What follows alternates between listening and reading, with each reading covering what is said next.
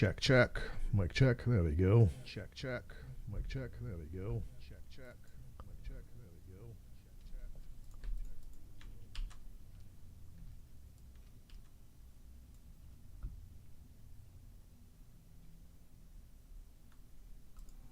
we go. And we're on. Morning, gents, ladies. A little soft. You're a little soft.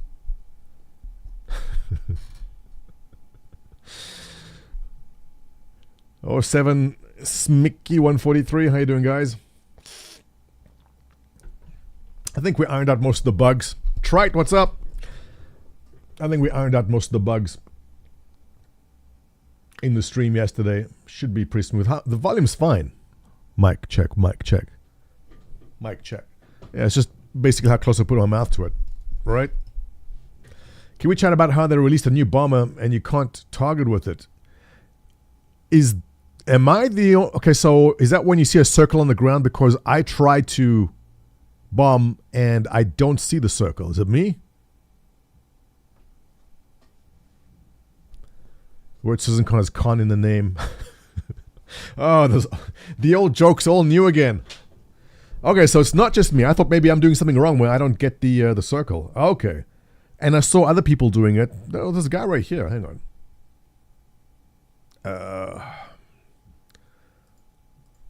Why did I see some guy on Reddit and he was showing a bombing run and he had a perfect circle and people were asking how? Space Tomato had a video, same issue. Isn't Space Tomato at Citizencon? How's he making videos? Or is the guy some sort of walking content generation machine?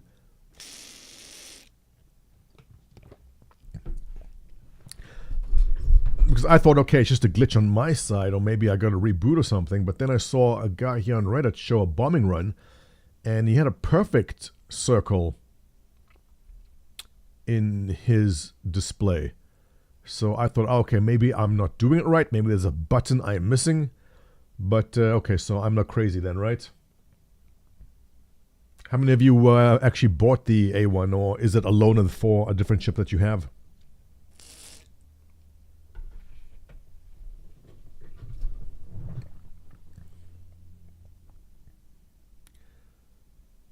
A1 Spirit Paint. Where was it?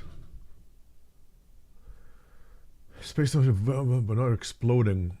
Yeah, I think you have to be a certain altitude for the bomb to explode. I found when I was testing it out that at high altitudes it just didn't do anything at all. You bought it. Yeah.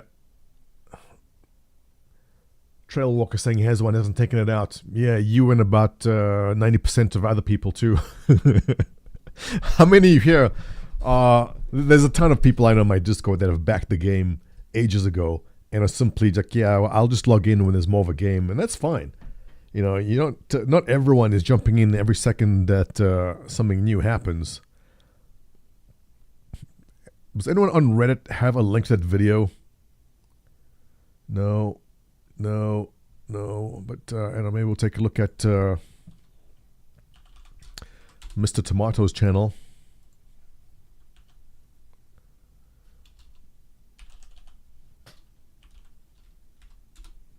And see if he had what we had. Oh, was it live? I don't know. We'll dig around for it later. What about downloading a new patch? So, was this a ship that you wanted to have, Enrico? Or is it just something spur of the moment? Think of unmelting my Argo. But the... Wait, is the Argo out? No. Is it? Was it 3.21? When was the Argo coming out? I saw it in the notes.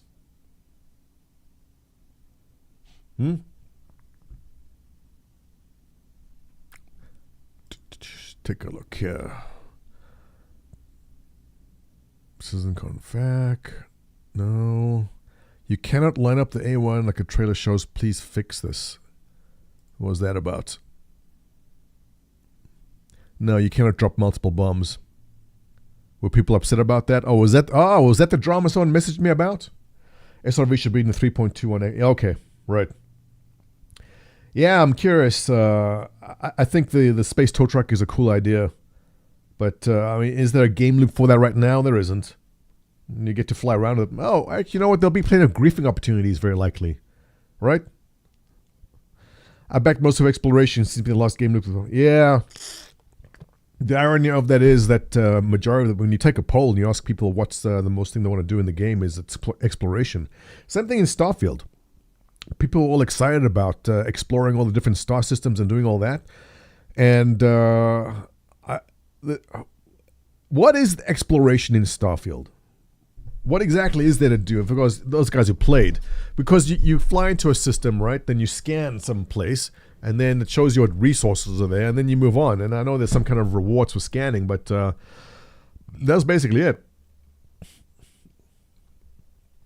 12 years and one unfinished system. Right, but that unfinished system is huge. See, Roberts?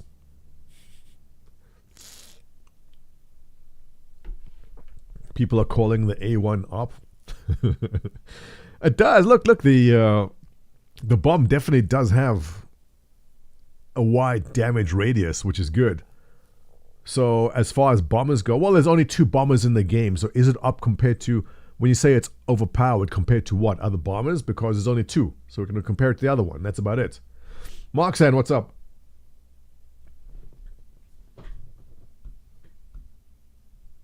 I should probably tell the guys in Discord I'm live.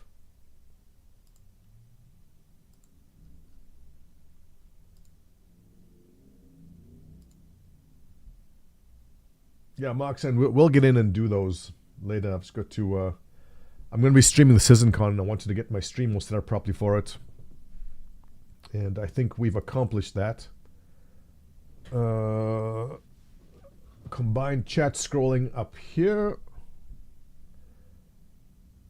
The only problem I have with the setup is that I can't see alerts. So when there are new people joining and stuff... Actually, I do see an alert. There we go. New 3EN followed you. Welcome. Thank you for the follow. Nerdrace followed me. Welcome, Nerdrace. Okay, now I see. Because I gotta open my eyes. The alerts are right there. There we go. Sir Munchlot. What's up? How you doing? Exploration in Starfield. You find resources, yes. Find them like creatures' caves, yes.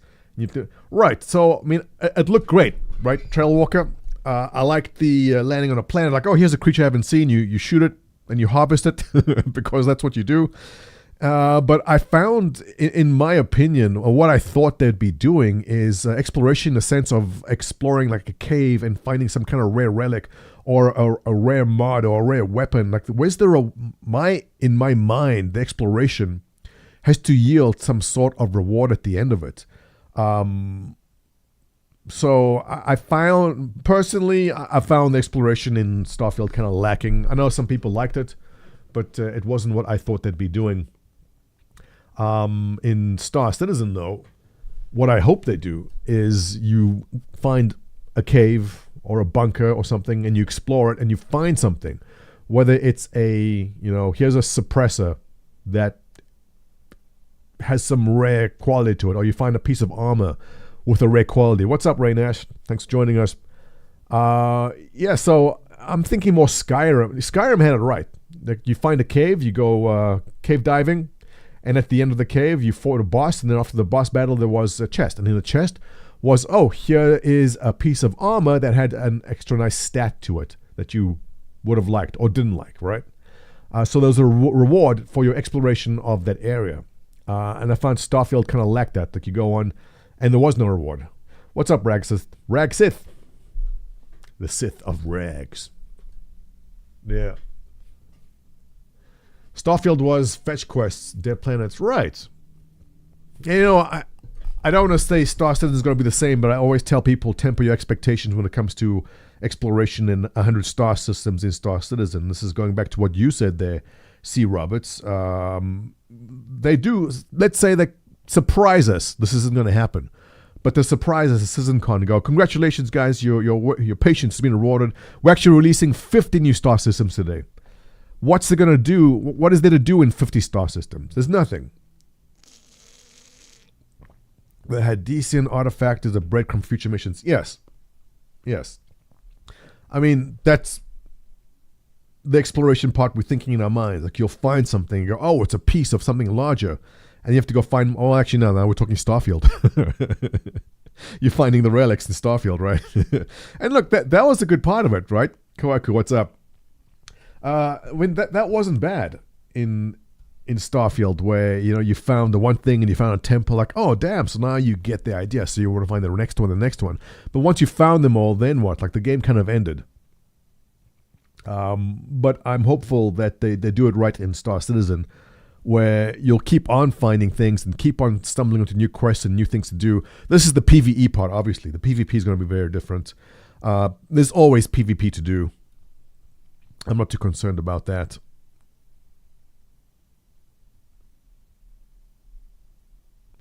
Landing mocking holograms. Yeah, this was a surprise. I like that. Did you guys catch that? The relics in Starfield are just the word walls from Skyrim. Not even, Ash. That was kind of disappointing, right? Because at least in Skyrim, you had a boss battle, and then you hit the wall, the word wall, and you got the power. In Starfield, there wasn't even a boss battle. It's like, here's a temple, and you go to the temple, and you just, fly towards the shiny things, and you're done. Not that they have to make it a challenge, but it was kind of underwhelming. The first one was exciting. The second one was cool. And by the time doing 3, 4, 5, 6 of them, it's like, now it's just like a kind of a grind for nothing, right? Damn straight excited for Pyro. Come on. How many years have we been waiting for this? SitzonCon officially starts tomorrow, but all the events, there's pre-parties, boss citizens and stuff starting Friday. So we should be seeing that around now. People start going to lunches together, going to the boss citizens this evening. And those who survive it will attend SitzonCon tomorrow. What would you want exploration to look like, PvE in Star Citizen? Good question. But again, I think like breadcrumbs leading you to more things. Here's what Star Citizen can do. Lead you to find, okay, so what is your goal? What is the thing that you want in Star Citizen? And for me, it's modding your ship to make it, better. So if you find an item which boosts your speed 10%, you find something which boosts your shields 15% over where they should, like overclocking, right? Let's say you find something which makes you boost your shields 100% if you attach it into a component in your ship. That is something which I will go look for. If they say, in this star system is an ancient alien relic that will give your ship X, like, oh, goddamn, like, I want that. But then there's the risk, like, if you lose your ship, do you lose that too, which would suck. But I feel that's something which is worth working towards. Not only on ship, but say your personal armor. Say you find some alien artifact that gives you a personal shield 10% over what is your normal armor stat. I think that's cool. Or you find something which gives your weapon extra range. So there's tons of small things they can do. I'm hopeful that that's the direction they do go with it, because I think it just makes perfect sense. Space cats? Well, yeah, Wiggy, we saw in the last trailer that there's dogs barking in Pyro. So dogs confirmed. They can do cats too, right?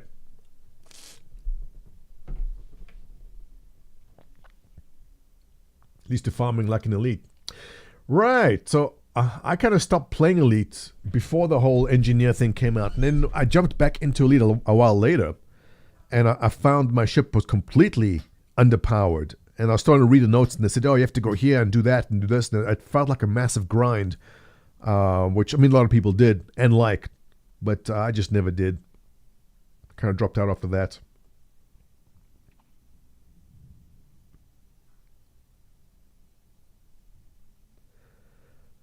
Find information to sell. Items sell equipment. Yeah. So, that was the Starfield model, right? You scan the planet and you scan the fauna and flora, and then you earn. I didn't even do any of that loop. What was the loop? I didn't even do any of that exploration loop in Starfield. I just shot things up and took contracts to kill the never-ending list of pirates. Yeah, dogs only in Pyro. So Pyro is the dog system, Jack, and then there's gonna be only cat systems after that, and then I guess there'll be a turtle system too.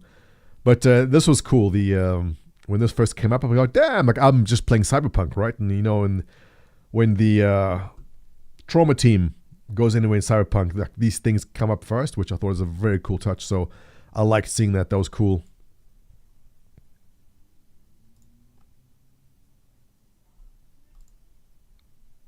Yeah, that is Cyberpunk there, right? So that was a cool feature that tossed in there. I like a lot. As your video suggests, is this possible for us to perform in-game? Melee with an elbow? If they're showing it, it's obviously in the game, is it?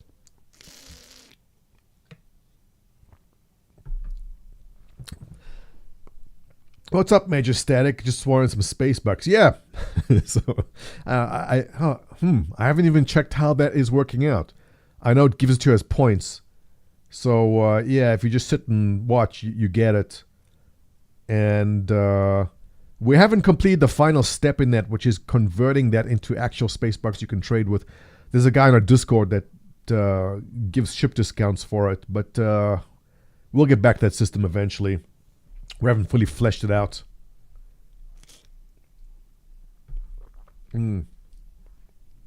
Probably movements in Squadron 42. Yes.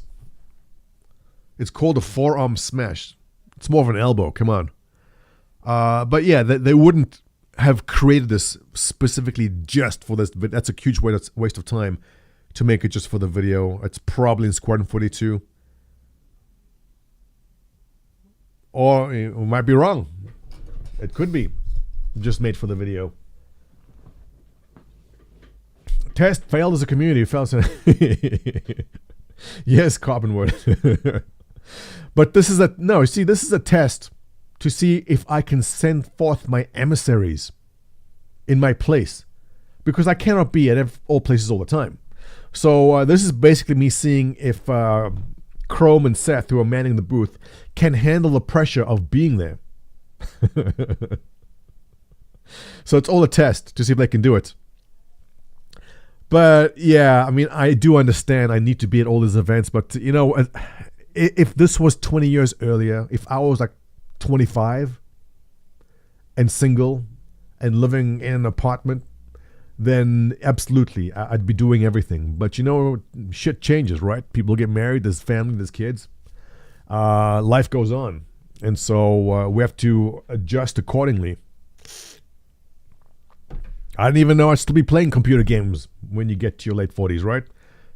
Your family. Well, yeah, no shit. So my wife actually had a convention. She's supposed to be at a convention down in LA also, unrelated to Star Citizen.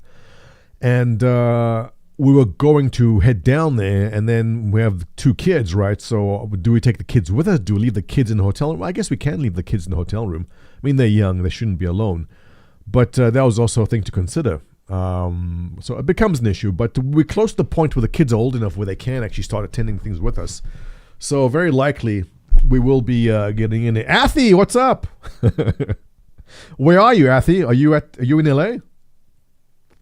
More Dib. What's going on?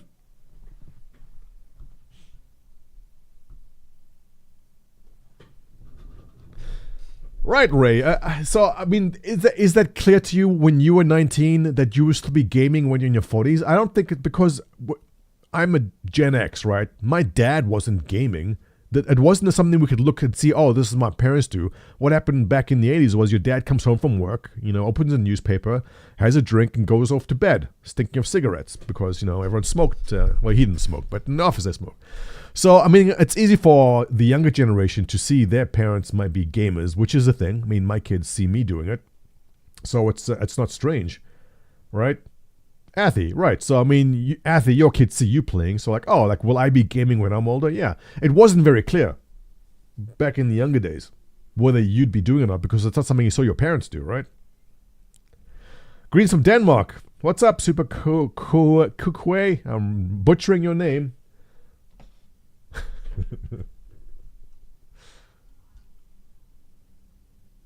Confirmed Montoya Gen X. Of course. What do you think I was? Millennial? You're all boomers now. Major Static. Okay, you think you're still kind of young and hip and cool? I like to think I'm on top of it and understand things. But if I say to you, Skibidi Toilet, and you don't know what I'm talking about, congratulations, you're a boomer.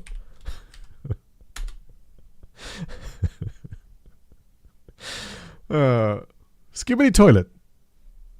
1 day ago, 29 million views. All right, you young millennials, all right, thinking you're cool. Tell me how you don't know that 1 day ago this video was posted and got 29 million views, all right? So no, you're not cool anymore, all right? You're all old. You're all if you're watching this, you are a boomer. I don't care if you're 22 or 23.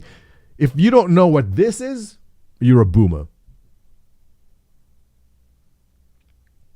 Yeah, so Scavenger at 66, you are officially a boomer. But you know what? Because you're actually here and watch Twitch, it kind of cancels a bit of that off, okay? So, for the sake of those of you that don't have kids but think you're cool and on top of things, let me tell you, you are not, because this is what kids are watching these days.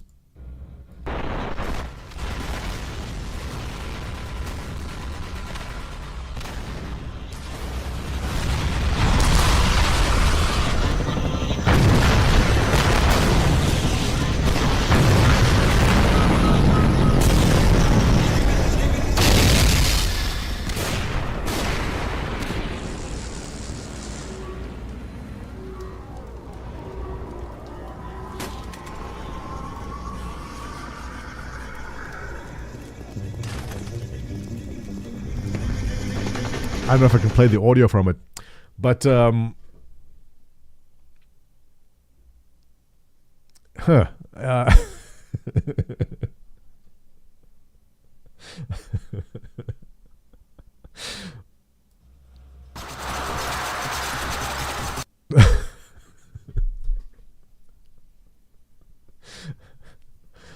right. So if you think you're cool and with it, but you've never seen any of this, congratulations, you're a boomer. All right? Yeah. Calling me a boomer. I am now educating you. Yeah, this is the new Star Citizen patch 3.22 Evocati.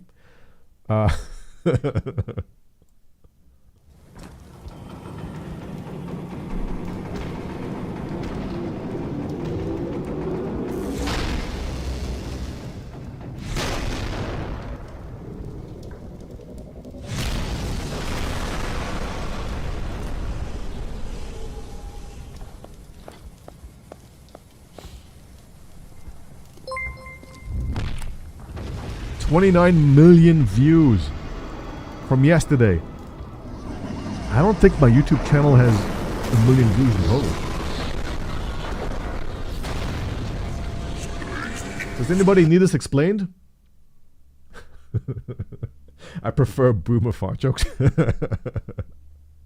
Nobody's standing on chairs. Yeah, so they fixed the AI. That's what happened. D-Tech subscribe, thank you. Kadron, thank you for the follow. Maring, subscribe with Prime, thank you. You see, all I gotta do is educate you guys to what is in to get follows. That's how it works. I don't want this to be explained. Chris, you do. See, I need my audience to be up to date with what's happening in the world.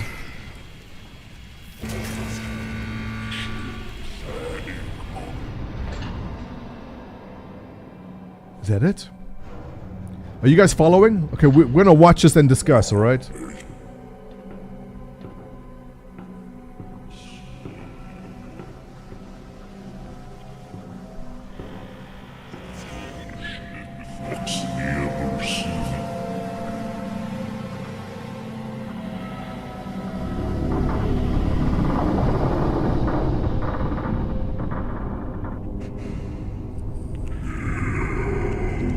All right, let me explain. So, I don't know how my kids discovered this, but this is huge. This is huge with young kids now. And if you have a kid that is, 12, 13, 14, and you say Skibidi Toilet to them, they'll know. But if you ask your 20-year-old, your 25-year-old friends, they will not know. So no, you guys are now boomers. Congratulations, welcome to the club. So Skibidi itself is kind of a sound clip that was popular on Twitter. I don't think I can play the sound clip itself, but this channel pops up, starts pumping out these videos, 113 million views, 121 million views, 87 million views. You guys are missing out. Christopher says, my kids love it. Yeah, thank you, Chris. Right? NASDAQ. Sorry, I don't get it. Must be an age thing. Yes, it is an age thing. That's why I said, anyone here that does not know what this is a boomer. Now, do you need the story explained? Because there's lore behind this.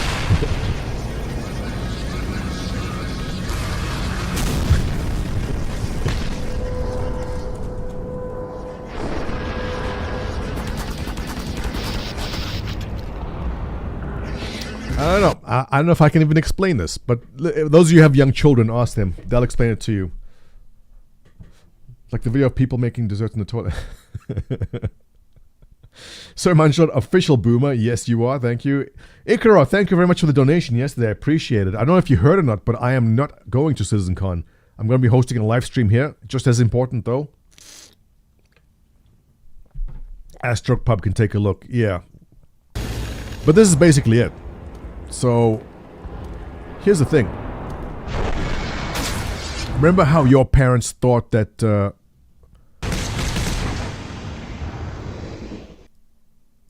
Remember how your parents thought that your things you're watching and your games are stupid? Alright? If you're watching this and you think this is stupid, then you are now a boomer. That's how it works. Because I look at this and go, what is this trash? I don't understand this. But my kids watch it. They weren't this stupid. Yes. Right, but that's what every generation says. Right? This is getting hot. Gotta put on my hat.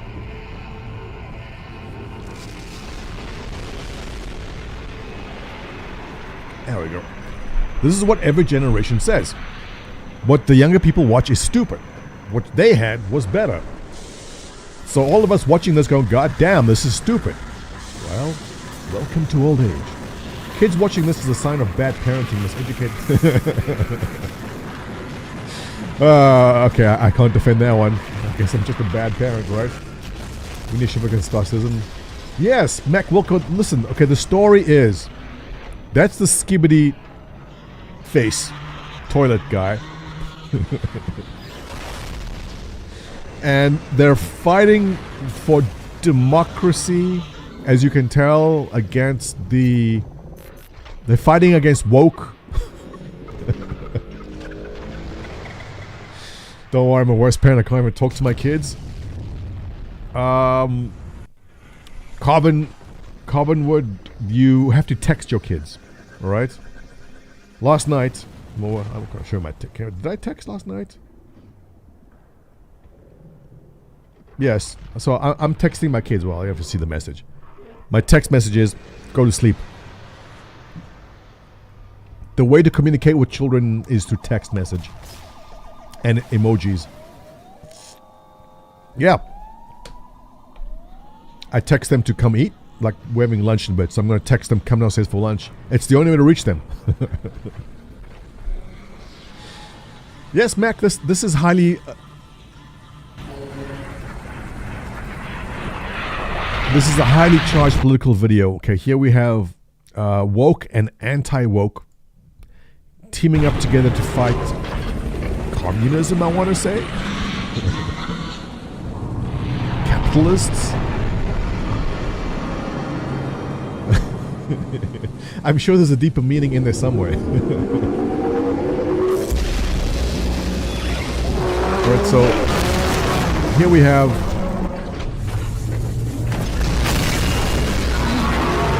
can't even analyze it. He flushed the toilet.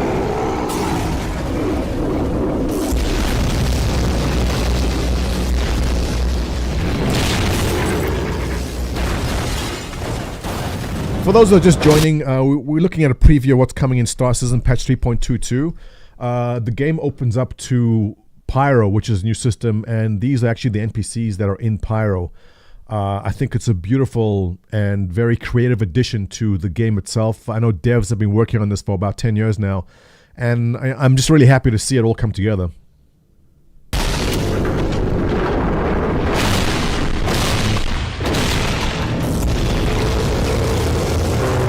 So they're basically taking the same weaponry from the Ion. Those are size 7 lasers there, but they've attached it onto the actual eyeballs of the guy. I want you to pay attention to the special effects. I mean, they've taken 8 years to develop the tools to create what I feel is possibly the best lighting and shadow system that I've ever seen in gaming.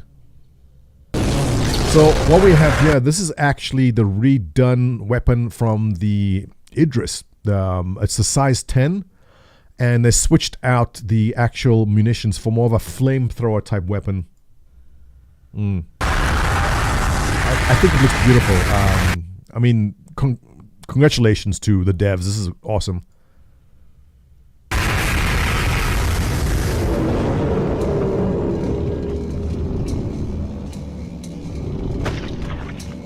So what you see here is the rare artifact that you get once you win the boss battle. You plug that into your ship.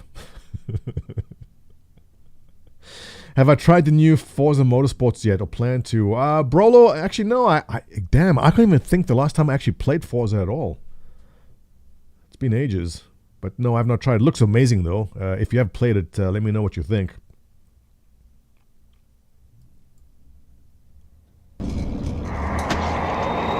Chris, I know you itching to get politics in here. Yeah, we'll touch on a couple of things. I mean, I think we might both have a lot to say about that. But on a more serious note, I hope your family and friends are okay. I know my mother's been distraught. All my family's actually left over the past 10 years. I don't have any family left in Israel. But every single person my mother knows, every single person knows someone directly or lost someone over the past week, which has been horrible. And that kind of ruined the mood for that. Let's close that up. Yeah, it really is. It's a horrible situation. I hate seeing the we have to pick a team mentality. I know Chris is probably going to disagree with me on this, but the worst possible thing I've seen is people say, you know, yeah, it's cool saying I support Israel, I support Palestine, whatever, but this isn't a situation where you pick a team and hope that your team comes out in the top, because at the end of the day, it just ends up being a disaster for everyone. And this is my personal opinion, and sorry for you guys who are just coming onto this now, because I mean, we're adults and this is a situation which is upfront with a lot of people here right now. It's been heartbreaking seeing what's happening, and yesterday the whole hospital issue, and you know who was responsible for it, and you got one side showing proof, another side showing more proof, and then going back and forth. It's a never-ending disaster, right? Everybody seems to treat things as sports, politics, and war. Yeah, that's the problem there, because the issue is you can grab popcorn and sit it out. But you can't sit it out, Chris, because you're right there, right? You have no choice. I know that my grandmother lived in the building with a whole bunch of retirees and old people, and 5 times a day they got to run to the bomb shelter because the rockets from Gaza keep on coming over. Not saying that people in Gaza have it easy also. It's just it's worse there, 10 times worse for them. I'm away from the danger zones. I'm glad to hear that. Good. But still terrible. Also, I mean, economically, it doesn't help Israel at all.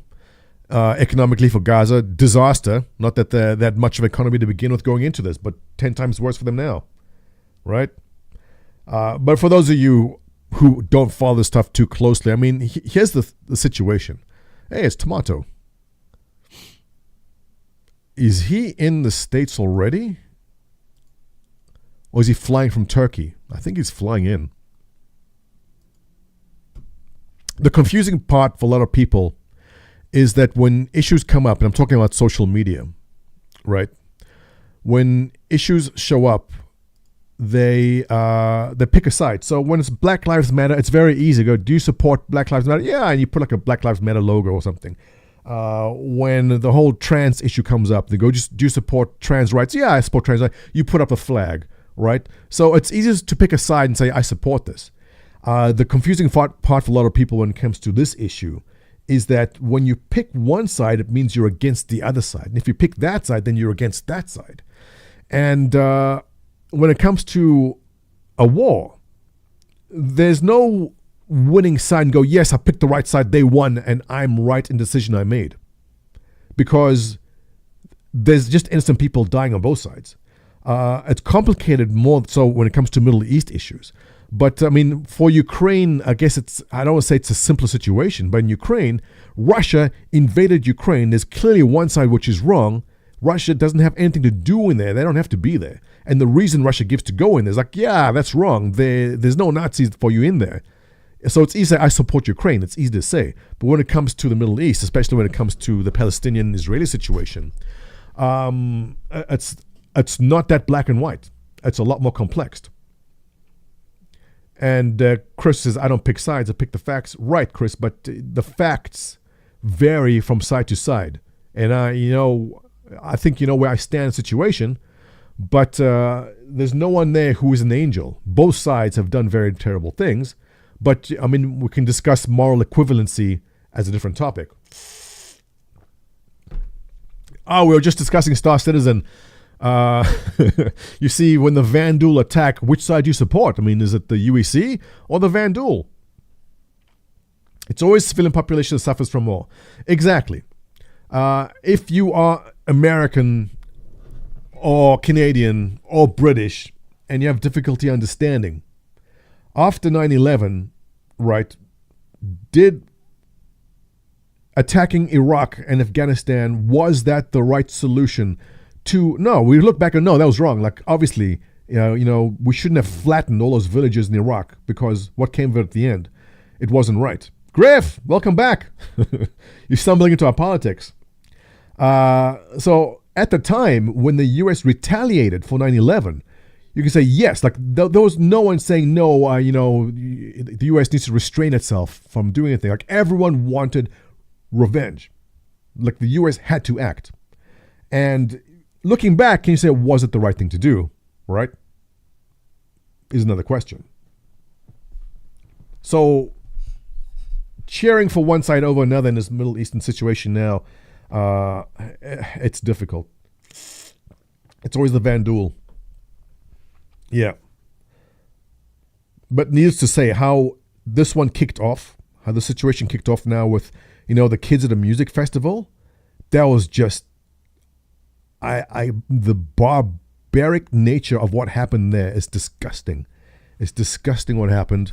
There's anyone who defends what happened there, of them, breaking through the border and just mowing down a music festival and going from kibbutz to kibbutz and killing civilians, there is no excuse for that. People go, well, the freedom fighters are no. There's no justification. Absolutely not. The winners are the politicians and the arms dealers. Yes, always. I mean, defense stocks have done awesomely well. When this all kicked off, I was checking it out. And what's the past week performance? There was definitely a good action on consumer defensive. Procter & Gamble. Obviously, oil had a good move there too. Raytheon, Boeing, all these companies Actually, what the hell? I'm surprised. I'm wrong. Boeing's down. I guess they're not buying enough missiles yet. I guess the war has not kicked off properly yet because Boeing is still down. But we saw a couple of defensive definitely moving up. I didn't know Dollar Tree was a consumer defensive. I guess so, because it's low-cost items, and when people are concerned, that does happen, right? Huh. Interesting. But otherwise, yeah, it's not going to be good. I mean, we can do a politics show another time if you guys are interested. But you guys want to talk gaming, right? Bitcoin is pumping too. It is? I haven't checked. But okay, so Mac, the Bitcoin pump is because of the fake news that the ETF was approved. Was it, which site did that? Whatever site did that needs to be investigated and shut down, because that was a straight up lie. And now gaming. Yes. Thank you, Ikro. Back to the gaming. You know, if you guys want, we can do news and politics like in the mornings and switch to gaming in the afternoons. So I tend to spend my mornings just browsing news and doing that. Why can't these conflicts be decided in a match of Counter-Strike? If only, right? That would settle it. In Spain, we fought 50 years against the ETA terrorist group and we won, but Gaza security forces let Hamas operate freely. It's impossible to defeat them. Yeah. Look, I don't know how closely you follow the situation in the Middle East there, but it's an endless conflict and there's no solution. And you can ask Chris here. Chris is Israeli. I said, what's the solution? And there is no simple solution. I mean, there's violent solutions. But there is no solution to go, okay, like we'll do this and then that'll happen, then there'll be peace. It's just not happening.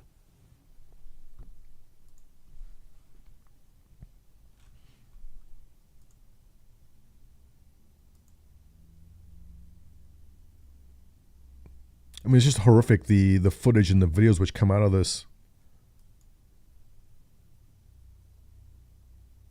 Hamas, ISIS targets, what? Damn. But see, the amount of misinformation, like, okay, I'm not referring to this particular video right here. I don't know.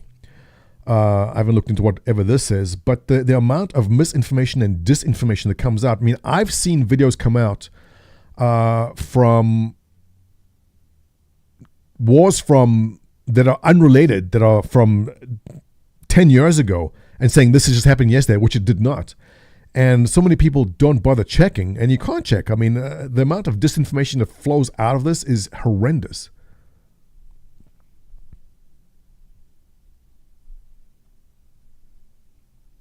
I wouldn't call them solutions, more like responses. Yeah, there's no such country as Palestine. Oh, so that is there. Where that map always comes up. Where they show the Palestinian map. I'm sure if we just scroll down here, we'll find it somewhere. I mean, look at the outpouring of support for it. Here's the problem with this also, where you see people supporting. Now, yes, supporting the civilians in Gaza, absolutely yes. And when you see these huge protests, like, you can be in support of the civilians in the trouble. But the thing is, who is the government of Gaza? And that's Hamas. So can you be supporting the government and not the people? Or can you be supporting the people and not the government? There's a huge overlap between the two. It's difficult, right? I don't think anyone can say, yes, there are people who do support it. But you cannot support a government which goes out, infiltrates the neighboring country, mows down civilians in their homes, and kills 200 people at a music festival. There's no supporting that. There's no, I mean, some people do. It's disgusting. And the confusing part in these rallies for a lot of people is you can be in support of the people, of the civilians, but the overlap between supporting the civilians and supporting the government, which is Hamas, it's complicated, right? It's a complicated issue, because I don't think you'll find anyone saying, yeah, I'm glad civilians are dying. No one is happy. No one should be happy that civilians are hurt by this. And the problem is that if you are a Palestinian living in Gaza, you can't go have elections. You can't have elections because Hamas doesn't have elections, so you're screwed. That's why I know it's heartbreaking seeing these scenes, and like parents pulling the kids out the rebel. It's terrible. I don't think I can scroll down there, but we'll have a politics stream, a news and politics stream at another time, I guess, when all this is done, right? Are you guys interested in doing discussions about that? If you want, follow, subscribe on YouTube, and maybe we'll put aside like one morning a week to follow current events and discuss. I mean, we are gamers, but we're also adults, and for many of us, this stuff affects us directly or indirectly in many ways. And we can do that. There's no oil in Gaza, no. But see, no one wants Gaza. Let's get off the topic, but I saw some idiots saying Israel wants Gaza. No, Israel doesn't want Gaza. Israel wanted to give Gaza to Egypt. They said, here you go. Have it. Egypt goes, nope. Oh, shit. We're not touching that. Egypt didn't want it. Nobody wants it. So Israel is not invading Gaza because they want it. They don't want anything to do with it. Israel stepped out of Gaza in 2006. Didn't want to touch it. Not about oil to the promise. No, it's not even that, icy polar bear. People go, oh, you see, it was a British mandate, and before that it was the Ottomans, and before that it was these guys, and then there was the Romans, and it doesn't matter who, and it's a continuing argument. I keep on seeing that argument on TV also all the time, right? They keep on going on and on about who does land belong to. Let's look at the historical aspect. It doesn't make a difference. If you live in Canada or the US, the land you're on right now belongs to the natives there, all right? Does it matter who it belonged to 50 years ago, 100 years ago? The thing is, if there's a war and you win that land during war, typically it's accepted that is your land. And if you want to go back about who it belongs to because historically here's the thing, you can. But then every single one of you who's living in the Canada or the States, you're on native land now. So give back your land to the natives because it was theirs and you stole it, right? It's not that easy. Ancient land claims don't have legal standing. And it gets more complicated because, if you're Jewish, you go to the Torah and you go, and God promised to Moses, here's the land, and because it's promised to us, it's there. And then you'll get the other side saying similar things too. It doesn't matter.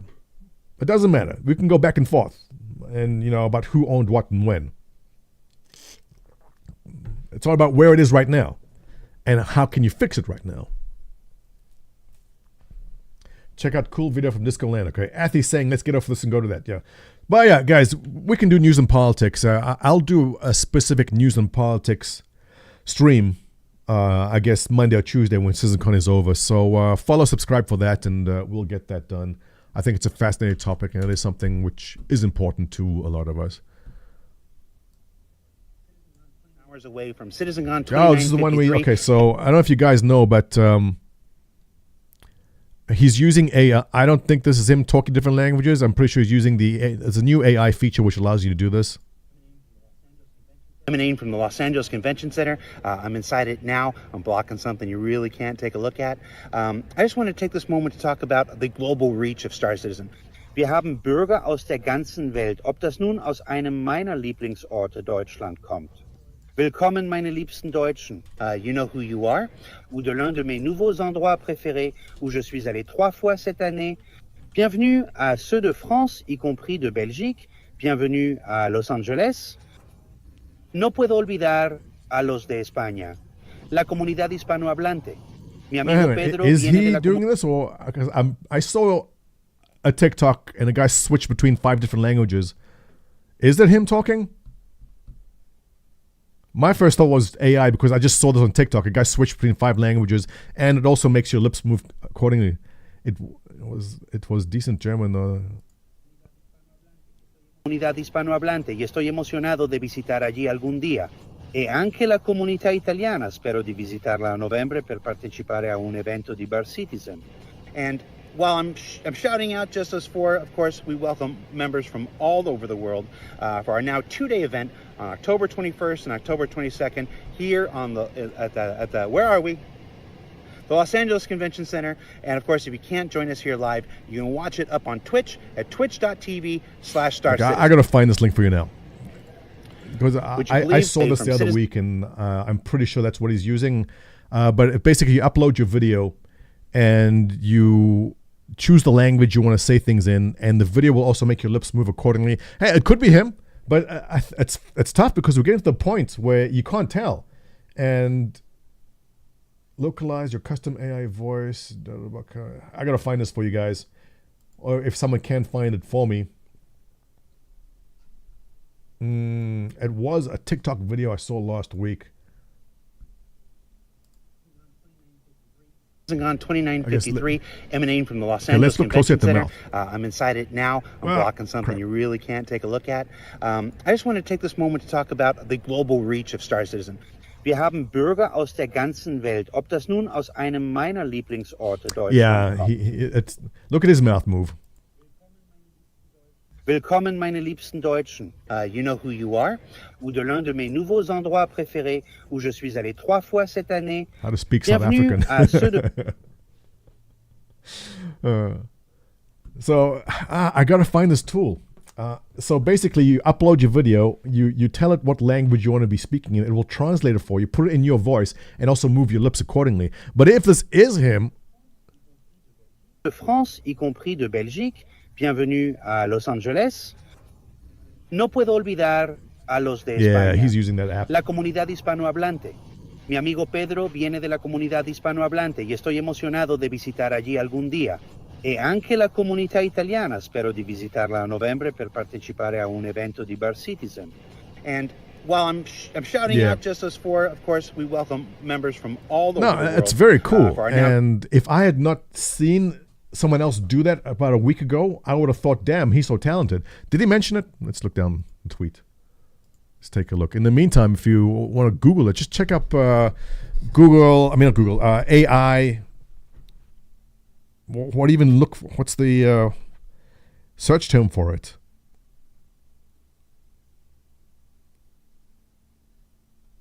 He doesn't mention it. Yeah, he has someone calling it out. AI is getting scary good. Yeah, that was it. AI is impressive. Yeah.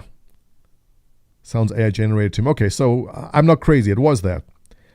Because I don't think he speaks these languages as fluently as he does.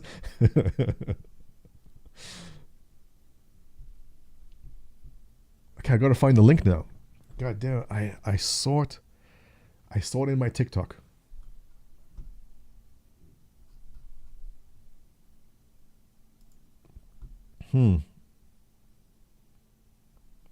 Hey, Sergeant Tickles is there.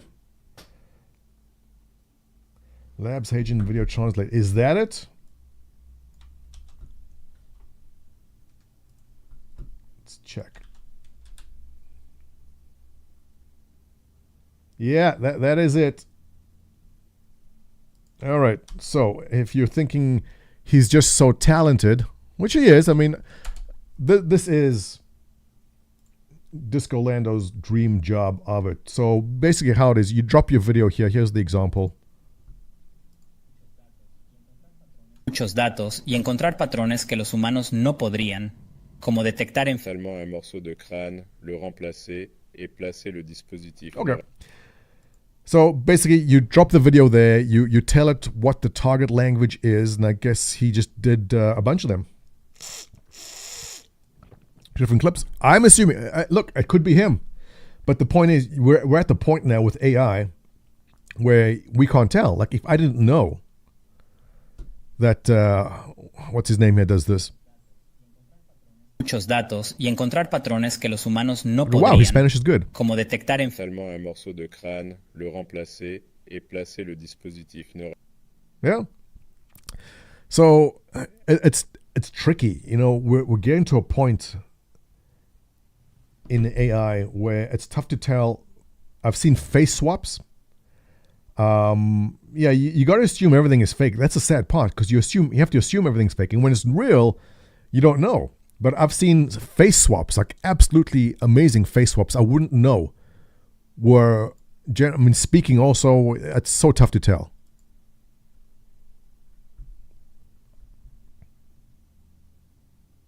English, your accent, does that mean Southern Bostonians? No, I didn't see different accents, but I mean, it can get there, right?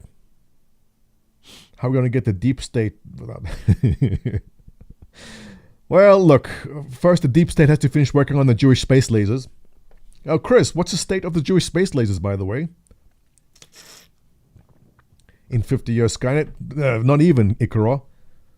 In 5 years, at the state at which AI, and AI isn't even the correct term for it yet, because it's not artificial intelligence in that sense. It's more like just copying behavioral models. But a sentient, conscious AI, I don't think it'll take 50 years. I think, or something which basically replicates consciousness, in a sense, is much closer than that. It might even be here right now. Machine learning. Yeah. Look, it's... I don't know if true consciousness is something which can be digitally created, but something which replicates it can definitely be done, in my opinion. Depotes, Intel Gaming Studio. I thought he's at CitizenCon. He should be. So it's logged in on Great Lorville. Yeah, how good is that ship, right? Electronic neural network doesn't meet requirements to... Right, so, but I think the definitions of what is artificial intelligence will not be exactly what we think it will be. But it's pretty close, though. Oh yeah, that's right, TwitchCon's happening at the same time. Enda made it. Enda is getting married in Vegas this weekend. Everyone's enjoying their time. Hey, this is GTA 6. The graphics looking pretty good. What an improvement between GTA 5 and GTA 6. Look at that. I mean, that looks real. Actually, no, it looks kind of... I mean, you can tell by the sky that it's not real.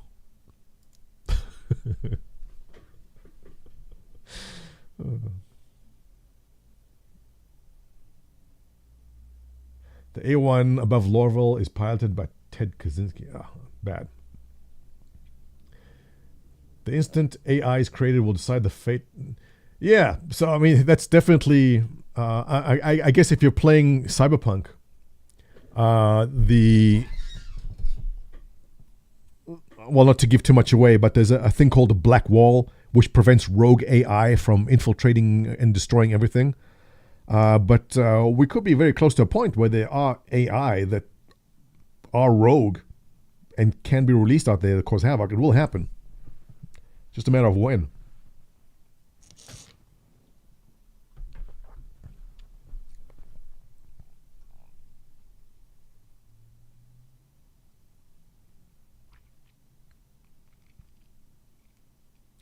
BBC had to retract its correct coverage. The false report was the IDF. And back into politics we go. Welcome back, everyone.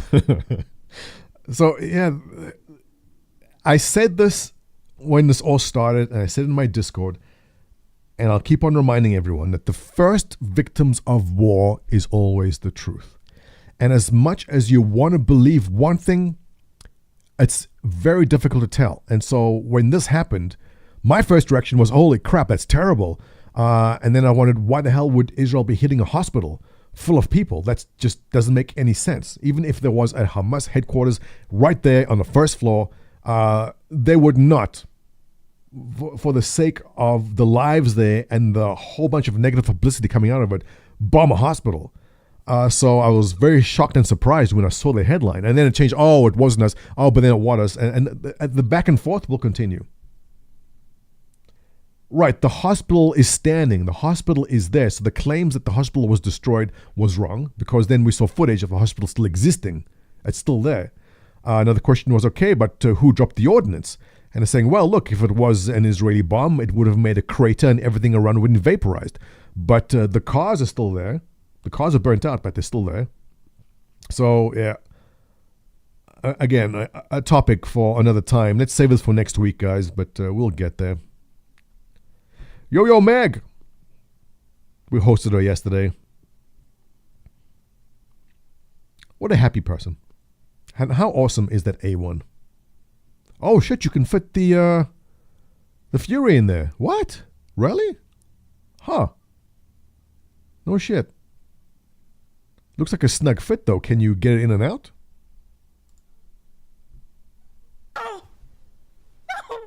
I missed. What happened? Get up! Oh, man, hurry. I can't get in. I dislike the A1 a lot. Mods, can you ban Spurious ECG for saying bad things about the A1? Or this is a positivity channel? What happened? Yes, she got knocked out. So can you fly the ship out? No. Okay, she tried. No! No! Okay, I'm surprised that you can actually fit it in there. Oh my god, a wing's gone. Not good! I'm not gonna make it! Cool. Oh, I just saw the wing fly off. Please, please, Athy, I thought you're a mod. Are you not? oh my god, this is so scary. Oh my god. No? God damn. Let's see. Let's see. Let's see.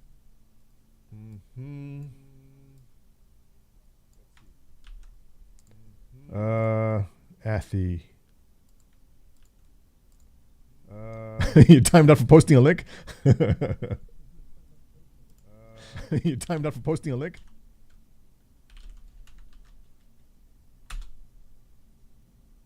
There you go, Athy. Mods can't ban themselves. They can here. Okay, so don't do what Doc Flanagan did when I made him a mod. I made him a mod and he promptly like kicked everyone out. He goes, what does this button do? And just kicked everyone.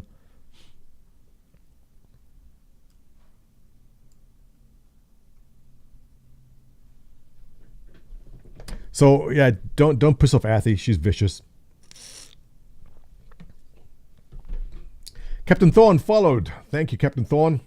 Mavel followed. Thank you, Captain Mavel. I got mixed up. Mavel, thank you. EBU8938 followed. Thank you. Yeah. All right, let's go. So, Jim Jordan, way too early news. Yeah, he is not going to get the position. He can keep on trying. It's not going to happen. You don't know this guy. No, we don't know this guy.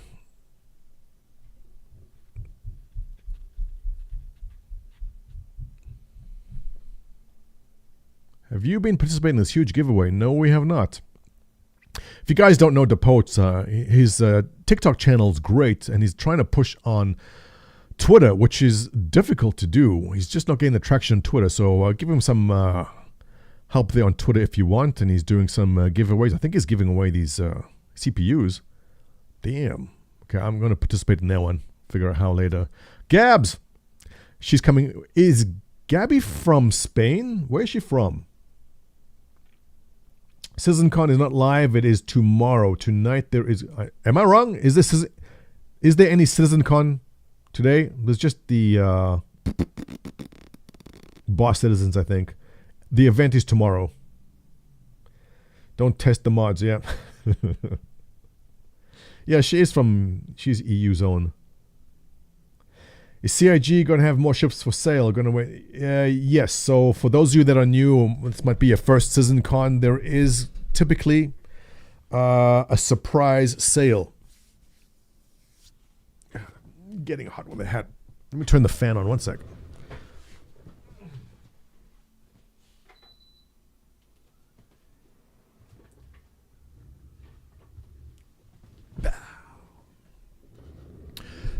There will be a surprise ship. There will be a ready-to-fly ship, and there will likely be a big. I'm guessing a big surprise cap ship. They haven't sold a big. The Kraken was the last big ship they sold. I don't know if. Star Citizen, and the way they revealed it was awesome. So this was a SitzonCon 5 years ago.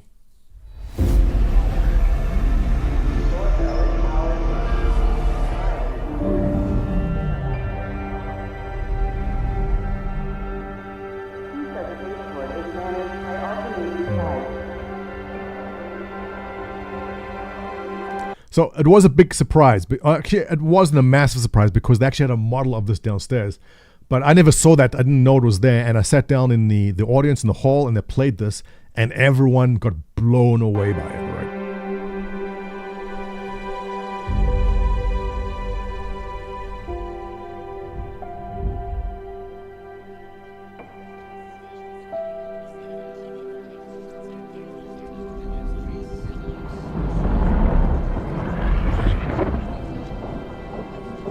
What's it gonna be?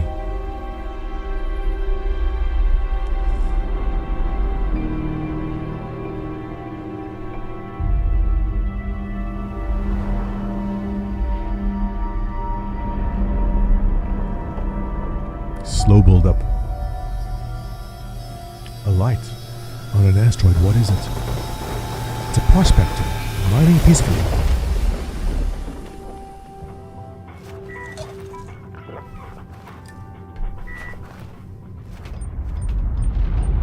You can stop right there. This claim is ours. I'll make this easy for you. Leave now, or we'll kill you. I'm happy either way.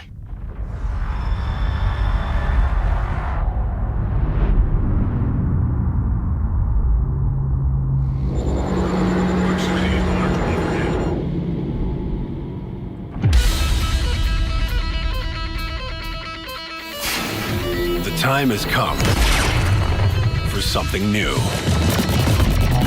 Something to change the game. When seeking fortunes at the fringes of civilization, you need someone you can trust. In this age of uncertainty, it's time to take back your strength.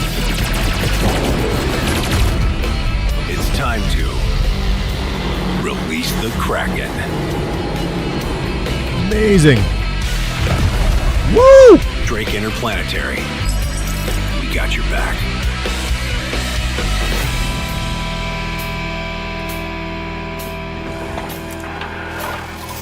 So that was so mind-blowing at the time. You're sitting in this big hall and you see this for the first time, and they go, and the Kraken is now available. What was the price in the Kraken? 1,500?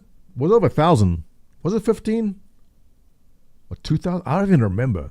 It's ridiculously priced. It's ridiculous. What was it? Someone double check for me.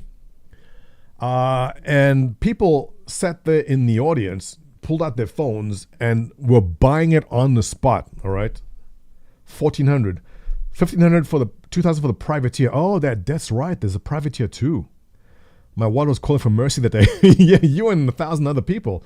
So they dropped that ship and immediately made $10 million like that minute, which was insane. But look, it was a surprise. People were thrilled. They were excited by it. Squadron 4-2 cinematic trailer. Really? I don't remember this.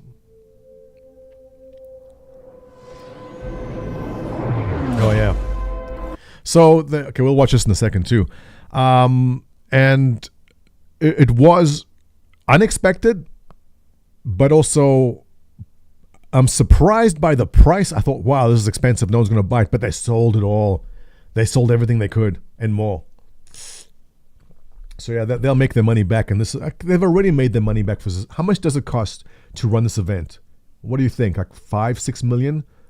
All the costs involved in running this event. So they've already made that money just from the F8 sale itself. Anything they made from here going on is, I don't want to say profit because they have expenses, but it's added to that. At ILW, Kraken was 1,400, 650 store credit, right? FOMO. You're not wrong. It is FOMO because every time they put a ship and it's limited, you got to rush in there and get it. We still see it with the Idris sales, right? Everyone rushes in because you got to get the Idris. Truth of the matter is, as much as you may love the company itself, you don't need to go and spend money because you will get this all in game, and you might not be able to grind yourself an Idris in a month, but you're not supposed to get all the ships right when you start. This game is supposed to be something you'll be playing for years. So if it takes you 6 months or a year to grind for an in-game Idris, then I think that's a wonderful reason to play the game at least. So don't feel that you're missing out, and it's going to happen mark my words, all right? Saturday or Sunday, whenever there's a big surprise ship release, and they go, we're now releasing the RSI Super Cap Monster Shooting Kille Machini, and they go, there's only 10 of them. Don't feel you got to rush in and get it, all right? There will be plenty of time to earn every single one of these ships in the game. And you might not get it the first year of playing. Maybe it's going to take you 2 years of playing. Athy says she only has 2 ships. Right. I mean, think of you guys who played Eve. How long did it take you to become a cap ship pilot? Or get one of your tunes to become a cap ship? It doesn't take a month or a week. I mean, there was a time where it took years. I don't even know. But it didn't take a year, like 6 months. It took a long time. Capital ships are for orgs.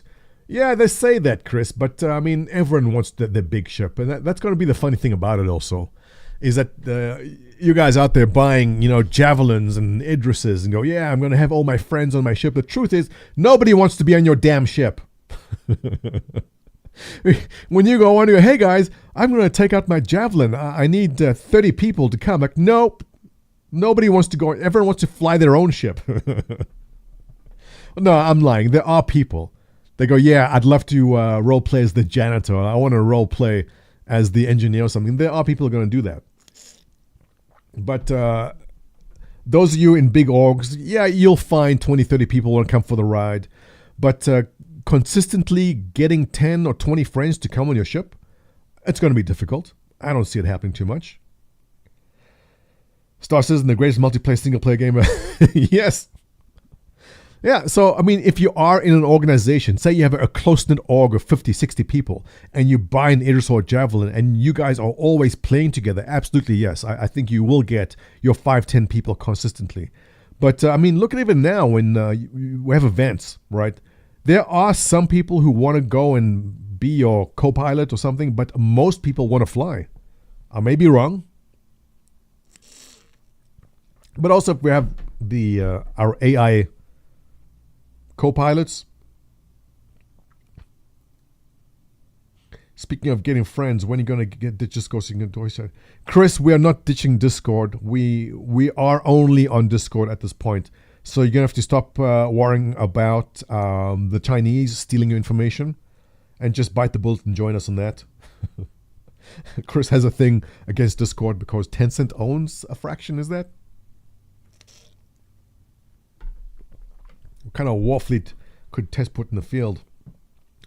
Our war fleet is terrible. We have about 79 javelins, right? But everyone wants to fly their own javelin. So we have a whole bunch of solo javelins. So you come across Test and you go, oh my God, there's like 80 javelins out here. But every javelin's like filled by one guy. That's how we plan on running things anyway. But yeah, so I mean, I'm kind of half serious about that. We do have a massive amount of javelins in the org, but what's the point of having 70, 80 javelins and getting a crew of 10 or 20 on each if you can only put 100 people on the server? So we need a server with 1,000 people before we can do anything else.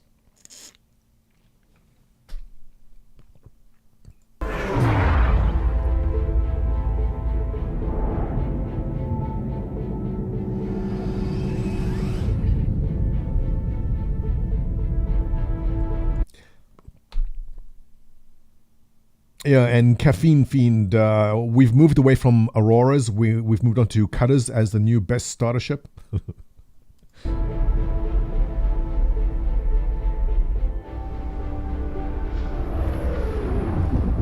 I saw you apply to the Flight Academy again.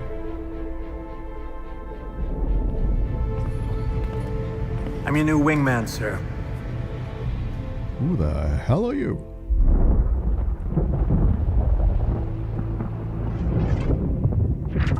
Coil. Wing person, stop! Local scum use it for cover to launch attacks. This is their turf, so move when I'm moving. Keep your eyes open.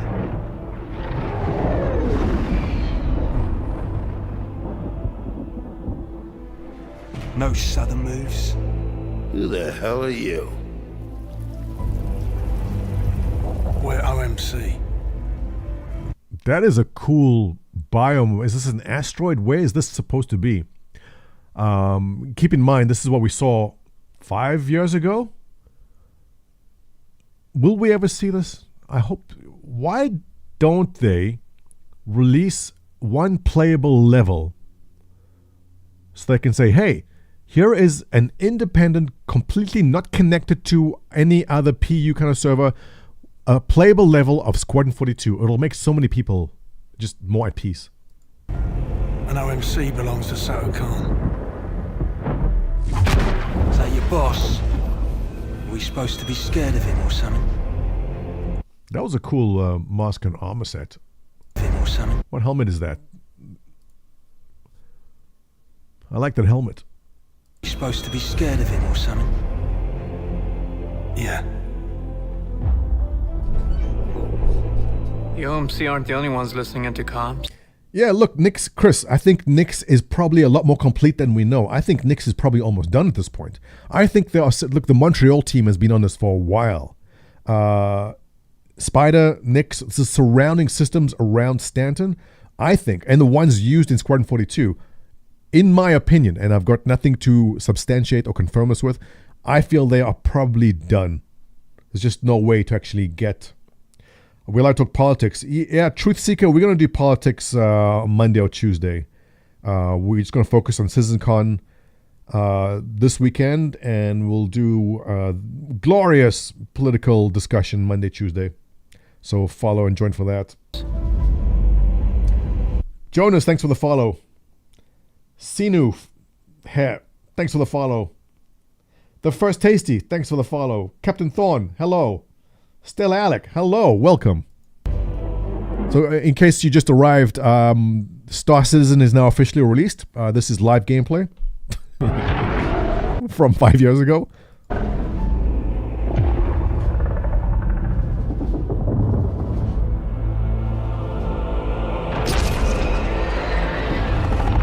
All ships, we're under attack by Vandal forces. Repeat, we are under attack.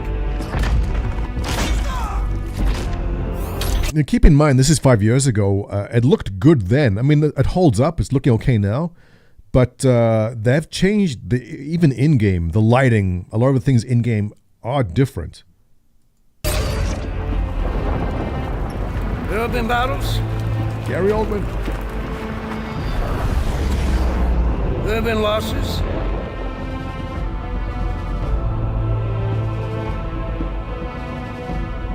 Each and every one of you has proven yourself time and again. We will not lose the system. You think one day it can play as an alien?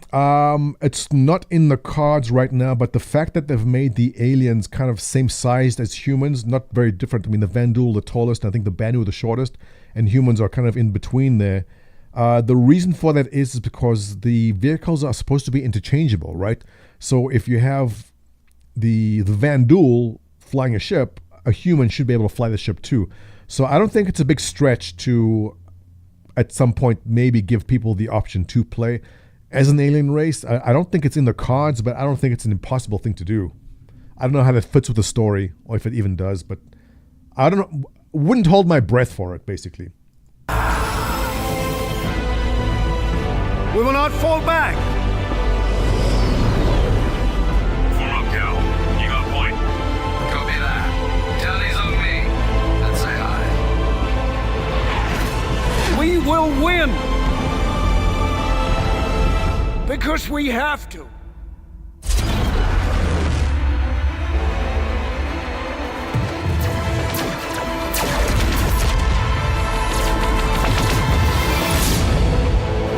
Nice. So, a couple of things to, well, I mean, this is insignificant when you're looking at this. But here's an important point. This is either a cutscene in Squadron 42 or a mission you are doing in Squadron 42. The flight model that they have in Squadron 42 is the flight model that needs to exist in the PU.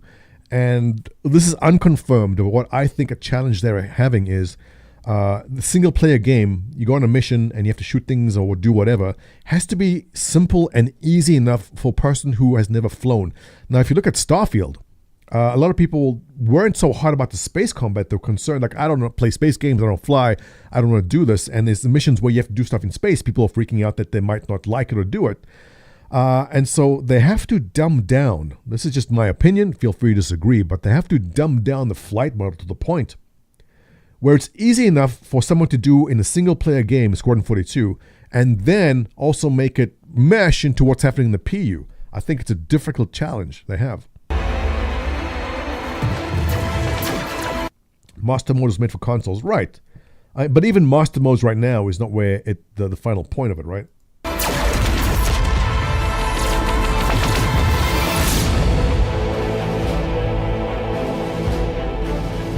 So that was shown 5 years ago.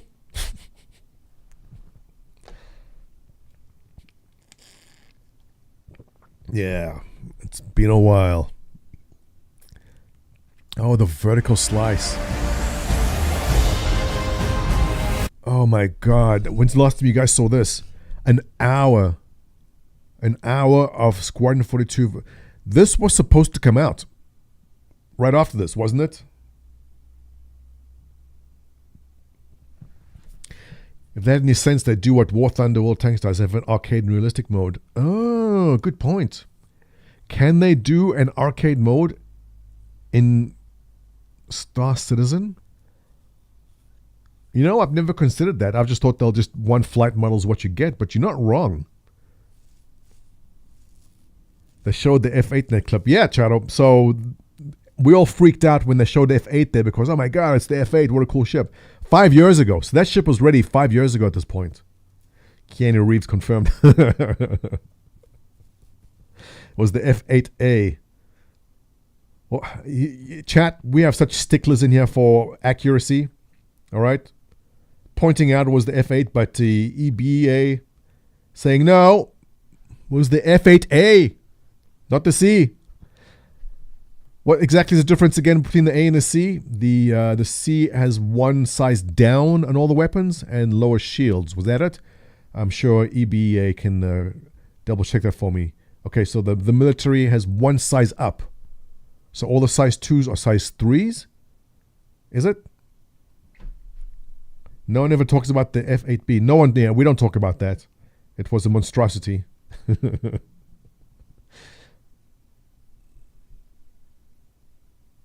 lot of polyglots out there. Oh, Truth Seeker, you still going on about the Disco Lando? Yeah, there was a AI. What was the link again? I have to scroll back. We got the link for it. I closed the window already. But basically, you upload your window, the video you want, you choose what language you want to do, and it'll go and translate it for you and make your mouth move at the same time. We were just discussing that, how AI has become so impressive. As a researcher says, details do matter. Thank you, EBA, for that. I agree. Vertical slice missions from chapter 4. It's only cut down. Yeah. So you know what? I do need reignite my excitement because I've given up on being excited for anything Squadron 42. I get those emails with the rest of you about how the bartender can now serve drinks and the mess hall has been updated. So this happens. Like I stopped caring. I don't want to know a thing about Squadron 42. I don't want to hear about it until it actually comes out at this point. But let's refresh our memory. From 5 years ago, I haven't watched this since it came out.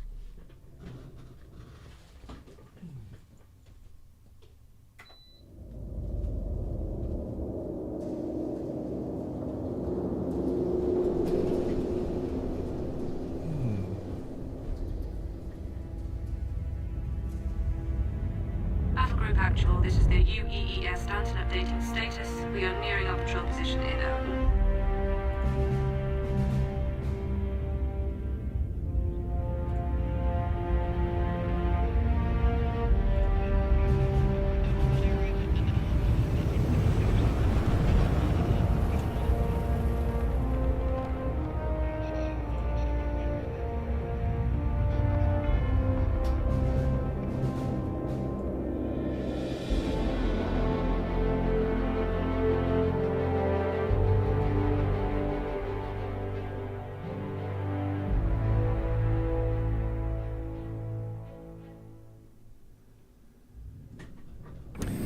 waking up in your hab, or in your bunk rather. So, Xylo did say that he played through all the chapters. I mean, Squadron 42, if this is just one slice of it, and this is an hour, it's a massive game. If it exists.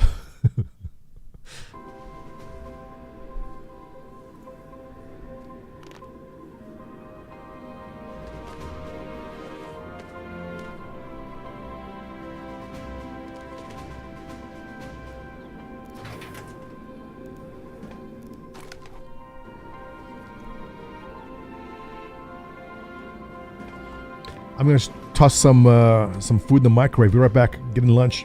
I'm starving.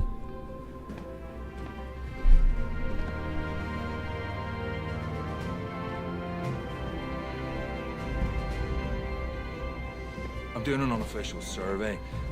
Does the food from the mess hall do a number in your stomach too? I don't know what it is, but lately... Yes?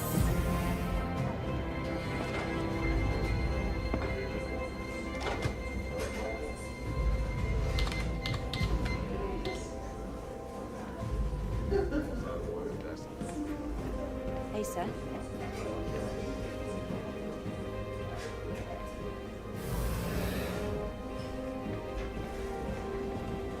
Lieutenant? Hello. Sir.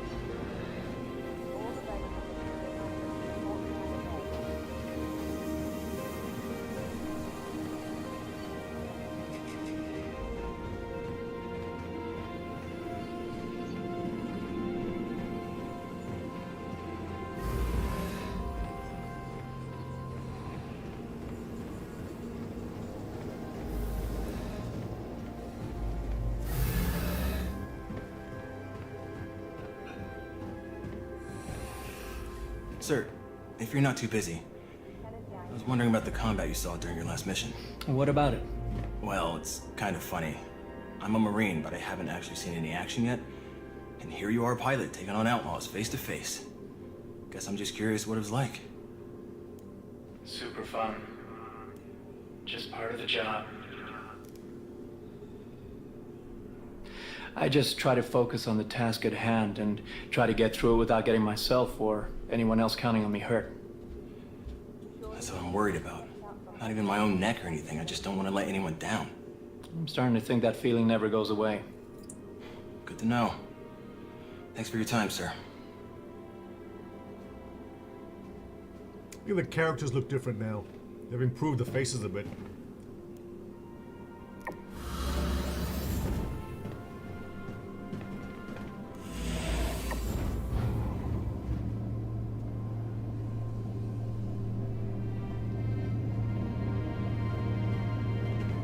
It still holds up from 5 years ago, right?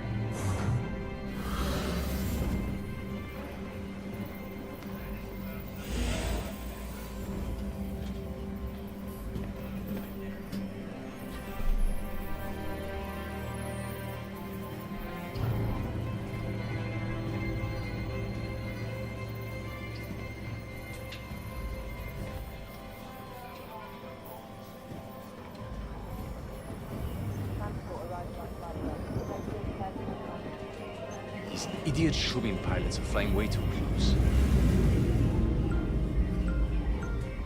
Staley, Captain wants all personnel on battle shift rotations. I need you to send out scheduled updates to everyone's glass. Aye, sir.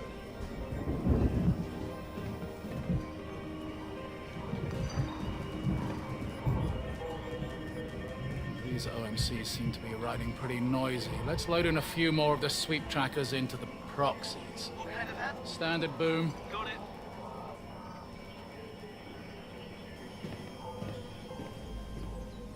Lieutenant?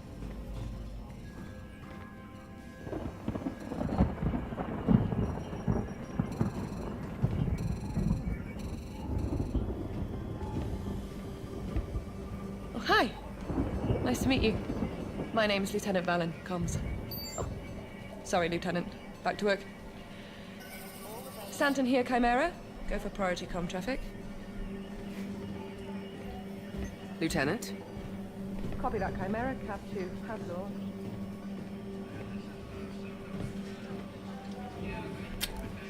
Okay, what did I miss? Lieutenant? Lieutenant?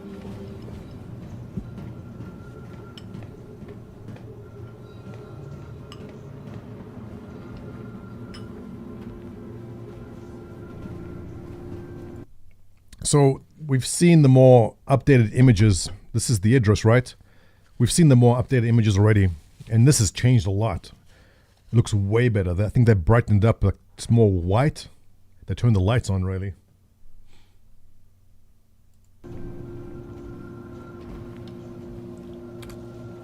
Hot. Woo. Hot.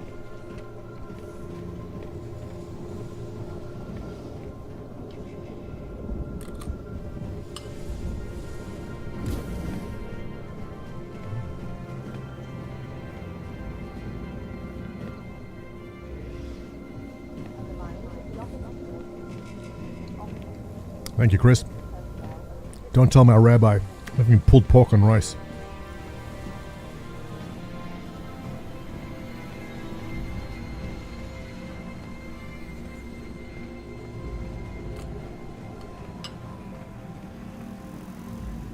If Pyro's right about the new alley layout, we should be able to have the pull on the filtration system. Lieutenant?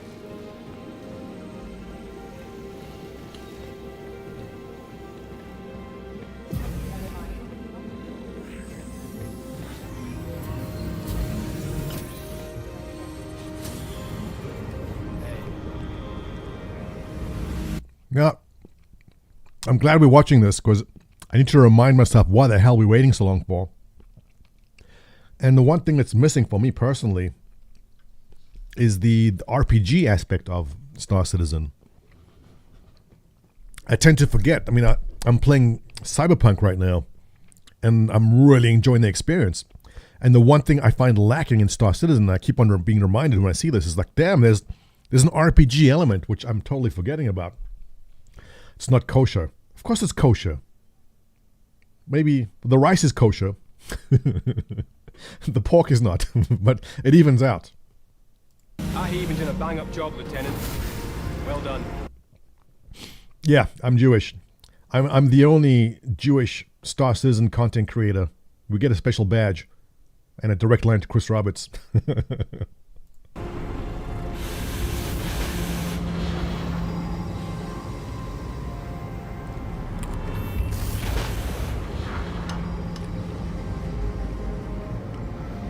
It's not a pool. I thought the same thing when I first saw it. It's a hydrofluid bath designed to keep the temperatures of the antimatter generators down. If they come out the bath for too long, it'd melt the ship. Look, this scene doesn't look that great. I mean, the character itself and the lighting. But consider it's pre-alpha 5 years ago. So if they do show us something this year, tomorrow, it better be good. It better be worth the wait.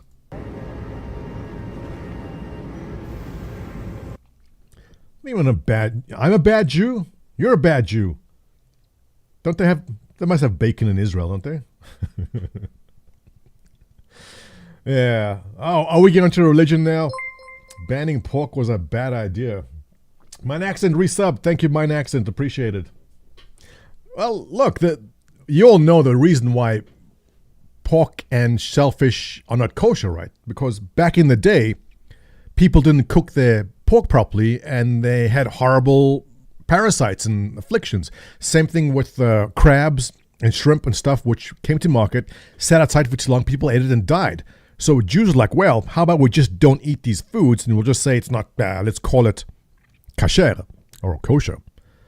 And those foods were avoided and they had generally better health than people who ate foods which weren't cooked properly and infected with parasites. But, I mean, today, obviously, it's different, which is why I'm enjoying pulled pork on rice.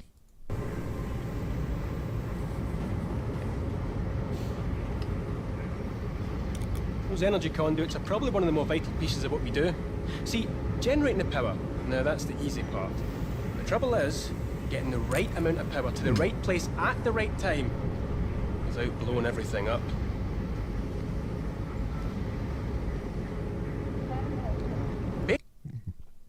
You're right, Ogretrox. Engineers need to be Scottish.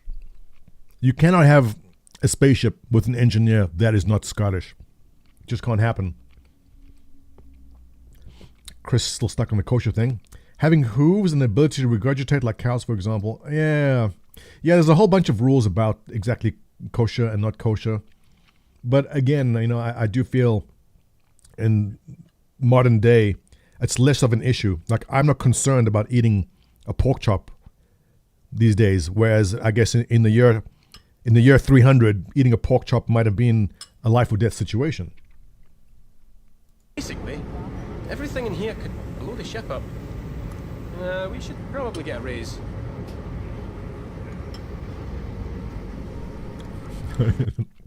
Fake Scottish Canadians? Yeah. Scotty from Star Trek, what a fascinating individual himself. He passed away a couple of years back. But he was, I believe, he stormed the beaches at Normandy. And he lost a finger. His finger was shot off during the battle. It was an injury. And if you notice, a bit of Star Trek trivia here. Scotty, Star Trek, finger. He never shows his hand because he always kept his hand hidden. There. Guess everyone's learning a bit of interesting trivia.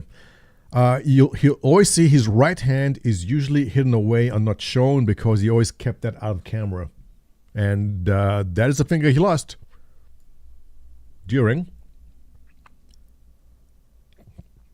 James Doohan was lieutenant in the 3rd Canadian Division. What? I had no idea.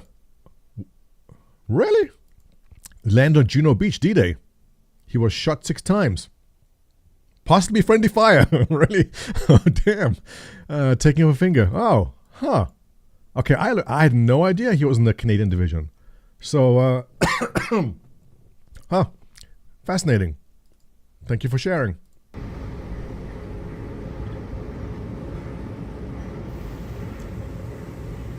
Don't you have somewhere to be, Lieutenant?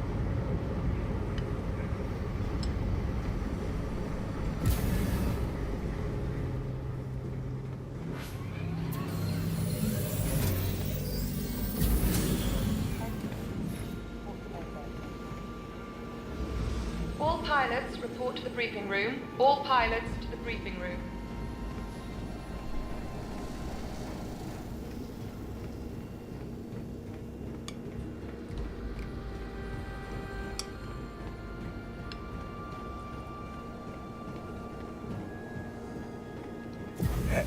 I sincerely appreciate the offer, Captain, but you've done enough already.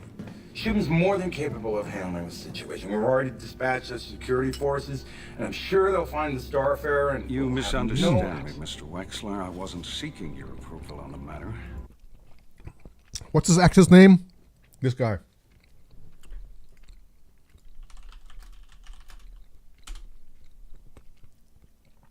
Ben Mendelsohn.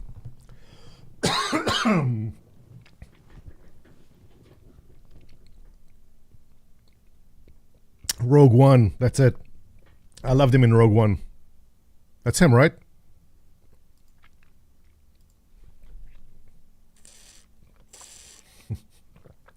Davos Seaworth is the other guy, yeah. Speaking of missing fingers, right? Yeah. Are they going to make Ready Player 2? I think they're making that. It's 54. What a handsome fellow.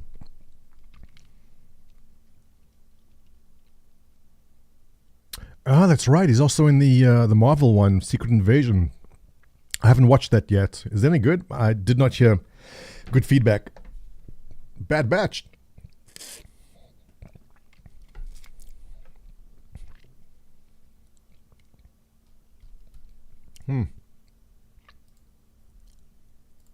I was merely informing you of my intent out of courtesy. While your involvement is welcomed and strongly encouraged, it is entirely optional. Our involvement, however, is not. These OMC attacked a Navy ship in UEE space, and until the threat is neutralized, the Stanton will be remaining at Shubin, and we will be assisting in rescue operations. You're not listening, Captain. Shubin Interstellar is a very important company in the UAE. It's a company with many, many connections. I'm sure that High Command's gonna be very disappointed to hear this overprotective thuggery. Well, I look forward to hearing from them. Thank you for your time, Mr. Wexler. Well, you were right, Colton. That man is a complete... So many great actors. But again, I think they've moved past this facial tech a long time ago. It looks way better now. Why protest so hard against our help? Well, you'd be surprised. A lot of these distant stations see paying protection to various gangs as a standard cost of business. Wexler knows that with us here, we'll be forcing a fight. That means unknown risks. Which brings us back to the mission at hand. Care to join us, Lieutenant?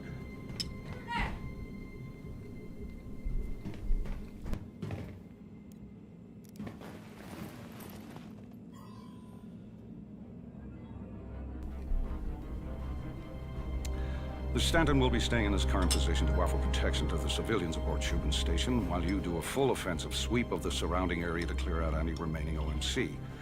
Capture if possible, but treat them as an extremely hostile threat.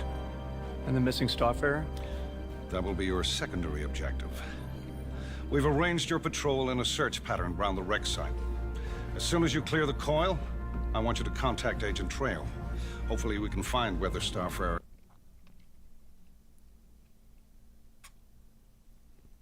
The Onion Space Knight.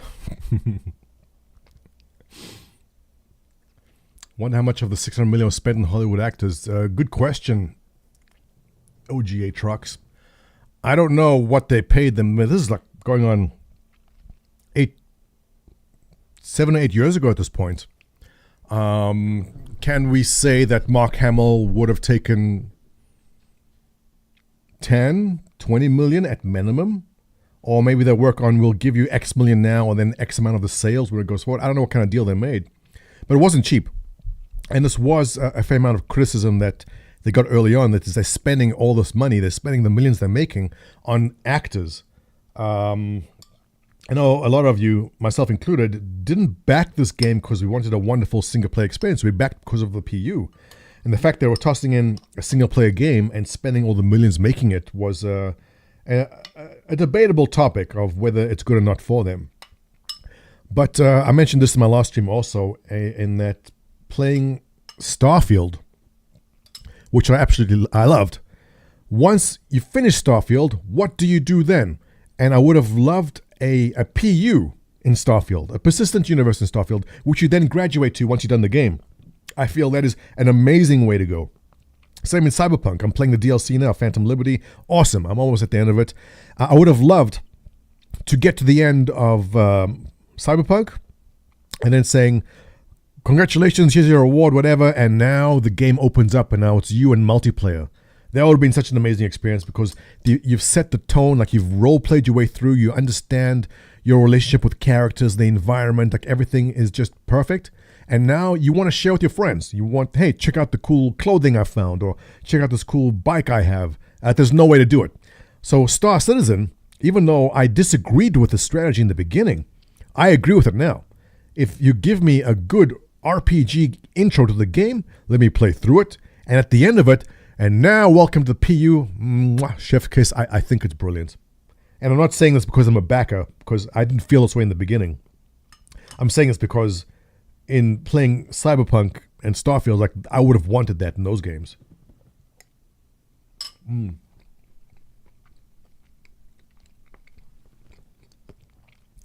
I wouldn't say that Cyberpunk multiplayer is cancelled, socially confused.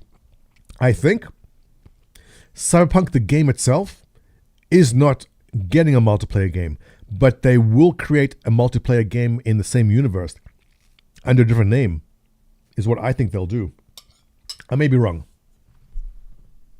Could have headed after the attack. Webb, what's the word on scanner upgrades? Just finishing, sir. We should be better able to handle the interference from the coil now. Well done, Webb. Hopefully that'll help you find the Starfarer and any outlaws still lurking out there. As soon as you're ready, I want you to launch and begin your sweep. Once the prisoners arrive aboard, we'll see if we can get any useful information out of them and keep you updated. Good luck, and dismissed. I better get down to the hangar then. Adjust my loadout. See you down there, kid. Can't wait to try this out. Mark Hamill.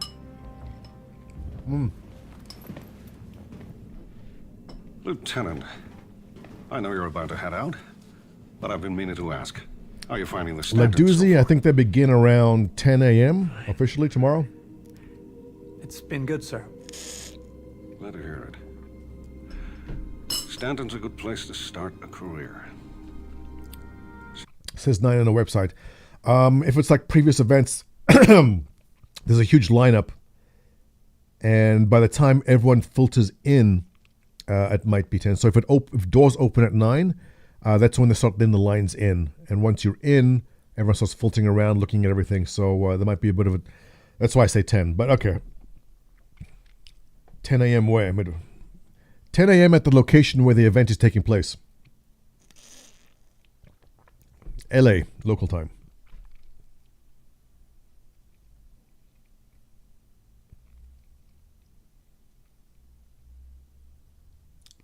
Squadron 42 is the biggest squadron in the EU Navy because every player creates their own character. You don't create a named character.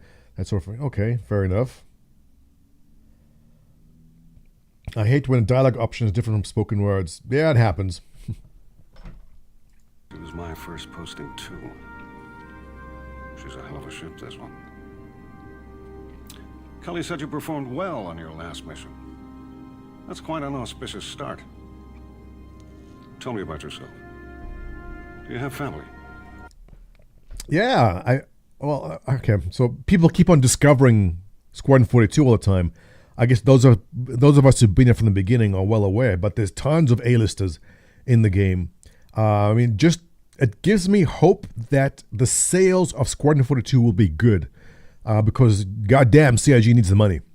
But if you look at the response that Cyberpunk got with Keanu Reeves and Idris Elba, everyone went nuts that Idris Elba's in it. I love Idris Elba. Well, Stringer Bell. I like Stringer Bell. So putting some A-listers into your game definitely gets it some attention, right? So Mark Hamill, Superman, Mark Strong, Sir Davos over here. I mean, it's been a while since Game of Thrones, but I still think the name carries weight, right? I do. Yes, sir, I do. Scully, yes, that's right. That's good. Having responsibilities outside the Navy helps ground your thinking inside of it. But be careful. Time is one of those funny things. The older you get, the faster it seems to go. Last time I saw my son, he was getting his equivalency. Next week, he's graduating college. I couldn't tell you where that time went.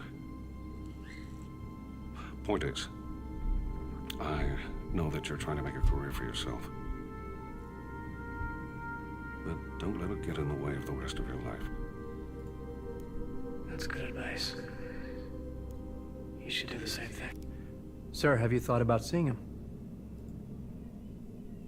That would be complicated.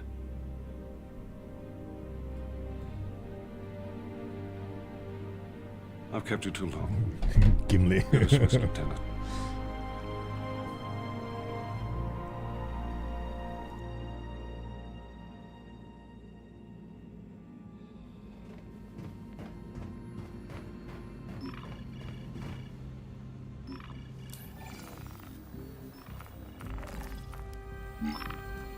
Lieutenant, got word from the hangar crew that your ships are ready to go. Just waiting on you.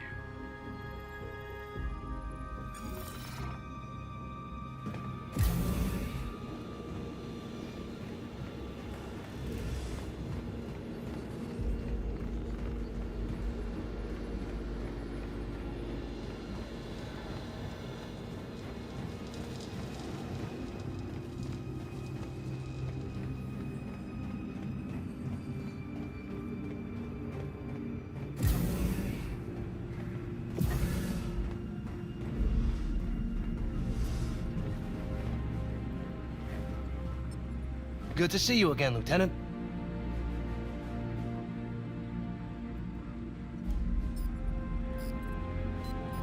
I'm looking for some new gear. What can I get for you?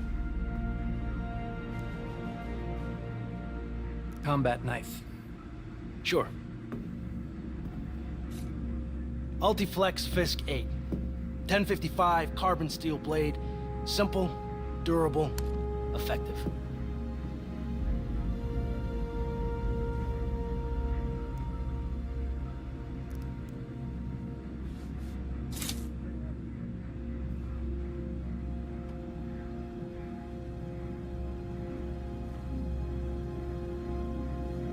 Is that all?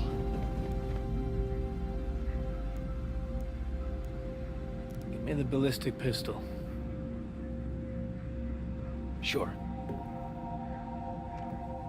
The Gemini LH-86. Solid balance, a good choice for close quarters, but it does have a bit more kick than you'd expect.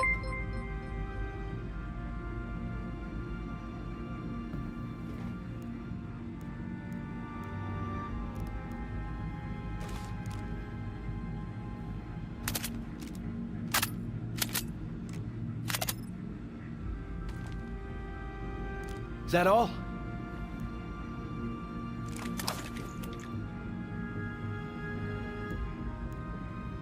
Phased plasma rifle in the 40-watt range.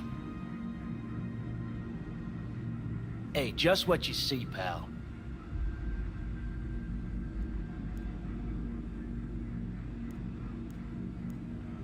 Yeah, I'm good.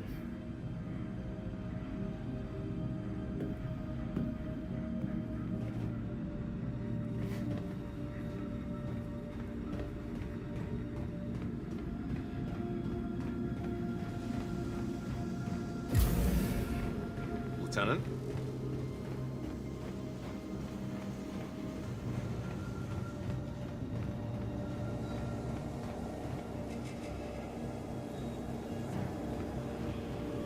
Needed coffee. What'd I miss?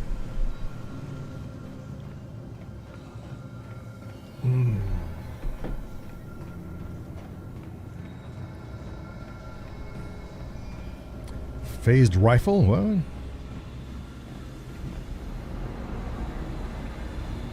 Oh yeah, the armory.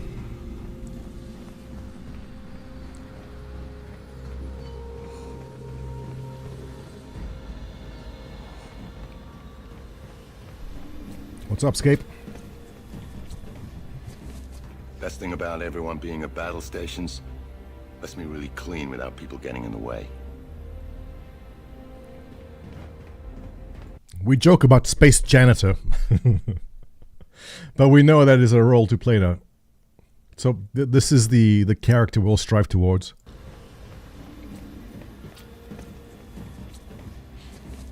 Best thing about everyone being at battle stations, lets me really clean without people getting in the way. That's supposed to be a joke? How dare he? Yeah, right. Yeah, why wouldn't there be... It's the future, right? Why isn't there an automated Roomba? There should be like little robots flying around cleaning everything.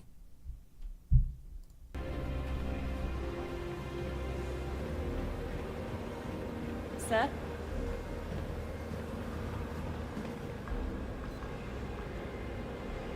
I'm almost done here, kid. Just a few last tweaks. Hey, now that we've had a skirmish with the OMC and you've seen how they fly, you might want to make a few adjustments of your own. We're too busy creating cloning tech to worry about that, yes. Need to add a gameplay loop in Star Citizen where you can pick up empty Cruise Lux bottles and put them in the trash. I'm pretty sure someone mentioned that a long time ago for the devs already, that you would get like a small amount of money for tossing away garbage, which could be an interesting game loop itself.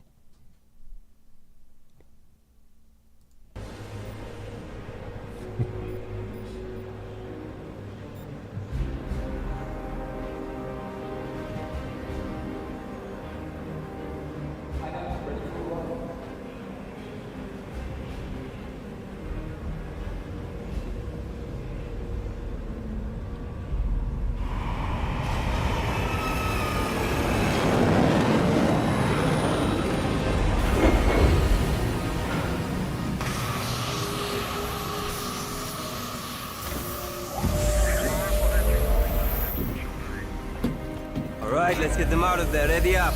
Zaga, get the door.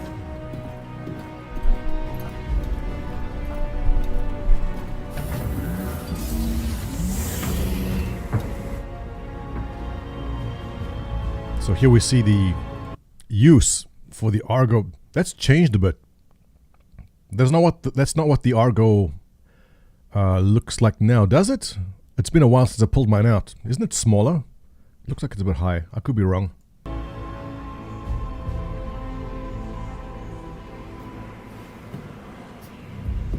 No, I've never been in one of these. I'm behind on YouTube chat. Am I? Am I missing something? I've got a combined chat I'm looking at. Is it stalled? Let me know, because I'm trying to iron out the bugs on the stream before Citizencon. You guys watching on YouTube, type YT now into chat.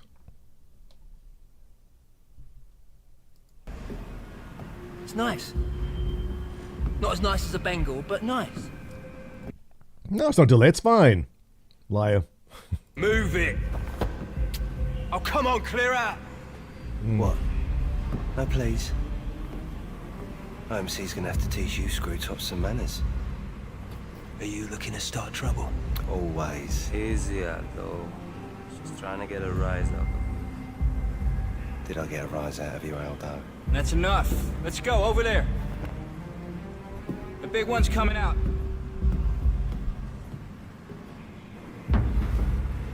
No sudden moves. Relax, son. I'm not in a hurry. Yeah. Ain't like we're gonna be here long. Ain't like they're gonna be here long either. What the hell are you all going on about? It's very simple. We're OMC.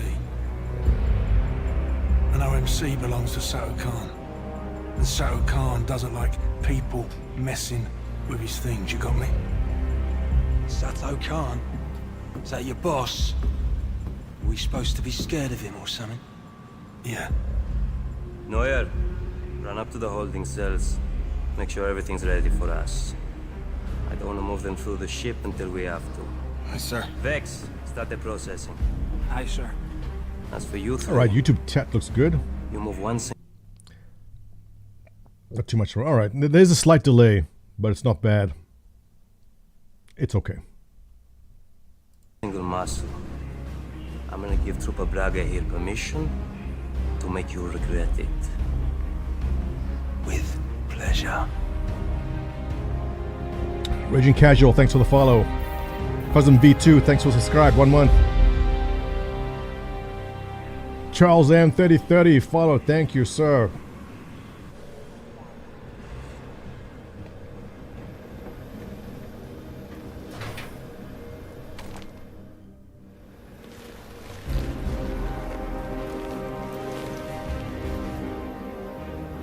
What's that? You can use the wardrobe?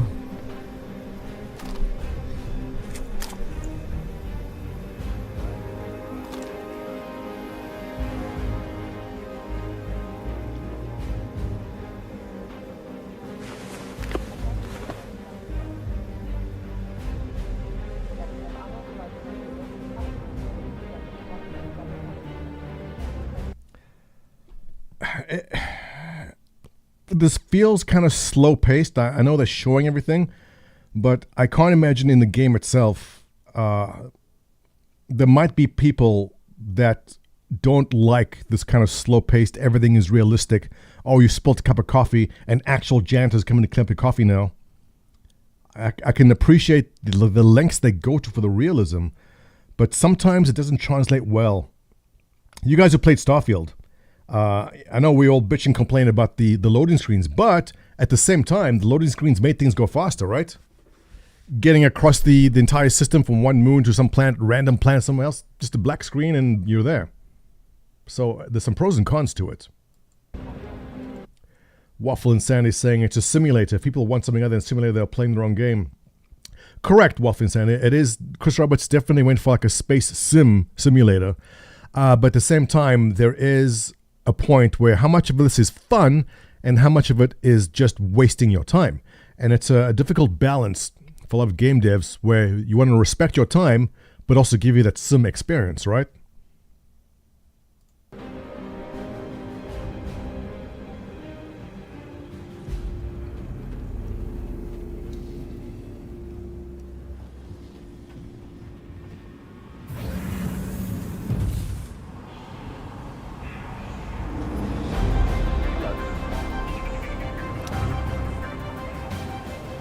Sent me a picture of my booth across from you, really? On Discord? Hey, there we are. So, can I? I can't show this. I think this is all still under NDA. Why'd they give me a corner booth? Oh, actually, it's not bad. Why do we have one table? What the shit? We're supposed to have two tables. Okay, so I'm looking at our booth right now. We have the corner unit. It'll do. I like it. And I see all our merch and stuff is really out on the table. Sweet. To Chrome and Seth, if you're watching, good job, guys. I appreciate that. United Space Confederation. You guys got a nice corner there, too. Can I show this? I can't. This is NDA stuff. Should I show you guys? Are you ready? Okay, I'm going to show you, but everyone cover your eyes. Cover your eyes now. Okay, there, I showed you. If you missed it, okay. Let me just say, for those of you going in, it's going to be awesome. It looks great. Yeah, because I'm running the booth there, NDAs had to be signed for a while ago. But that's exciting stuff.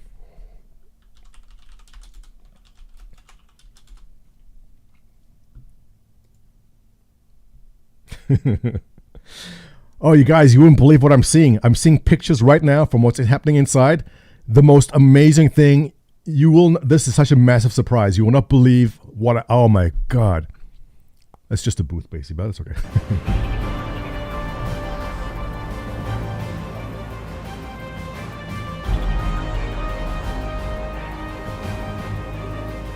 But in all truth, there is a surprise. This I don't have proof, but I'm pretty confident there will be a cap ship, some big cap ship for an extremely high amount of money, and they go surprise.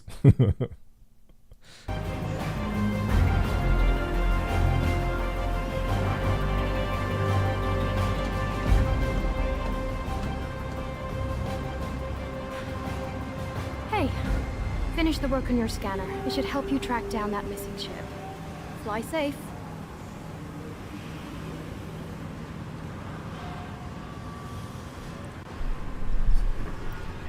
This is not bad for 5 years ago. The helmet animation thing is longer, and I don't know if they'll even bring it back. When it's in the game, will they bring it back? Has there been any talk about that at all?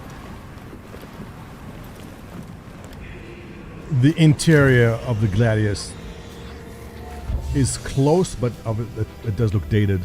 This is an old one. The lighting's very different now. Aegis combat assist. R2, hold position. Systems green.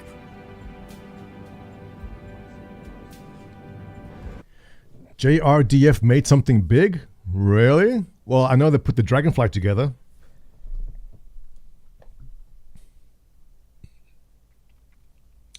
Give me a sec, guys. I gotta check in with the guys.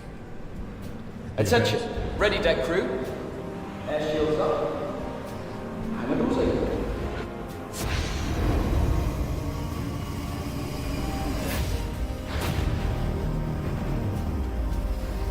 R1, go off first. Copy that.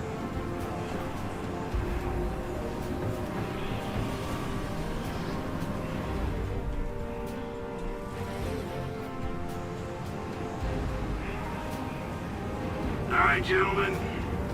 Fire up. Square the deck. Let's light it up.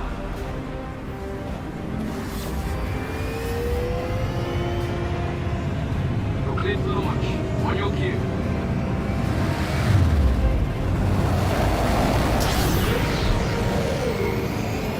Launch in 3, 2,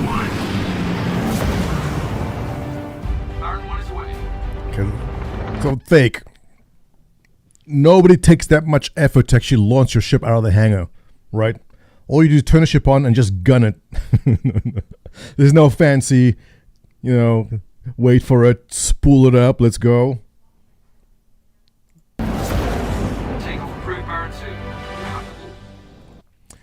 Chris, if you're trying to post any kind of links and stuff on YouTube, the bots there will be a lot more strict, so stop posting your political stuff, alright?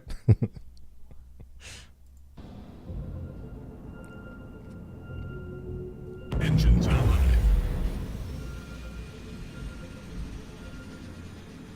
Oh yeah, Athy, by the way guys, Athy did actually work on a carrier.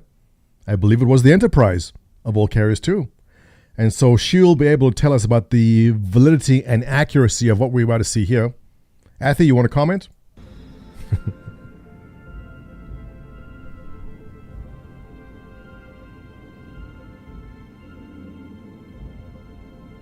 What's he saying? What's he doing?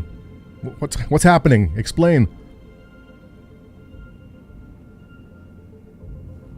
What does this mean? Touch your head?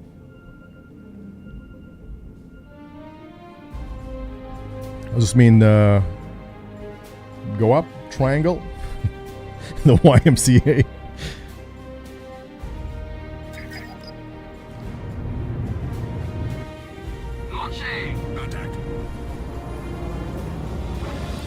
Well, let's be honest. If that was actually us playing, we would have just slammed to a wall and exploded at this point. Actual, Webb wanted to remind you to test out the scanner upgrades before you head out.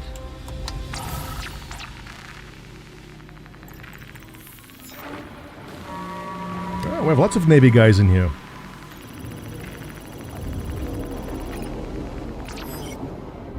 Still a mess, but gotta admit, it's better.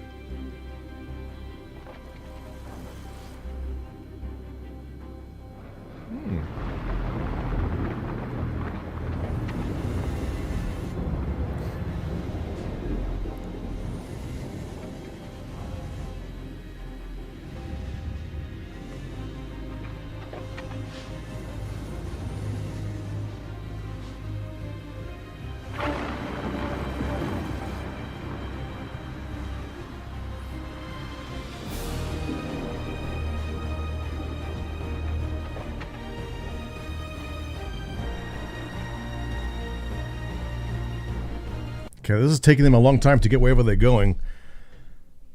Let's move forward to where some of the action begins. Let's see.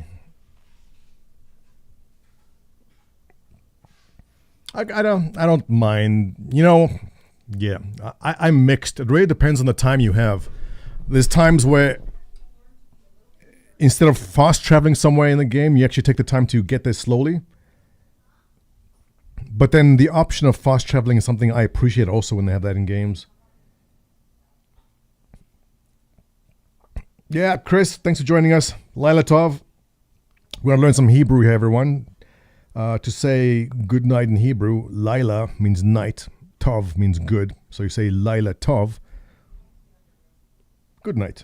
Now we know. Come on. And now we lost the video. Do I have to go back a bit?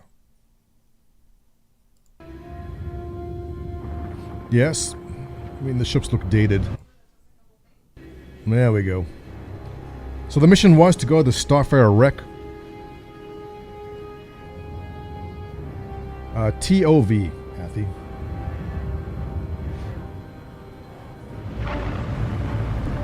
We'll have an episode dedicated to linguistics also at some point.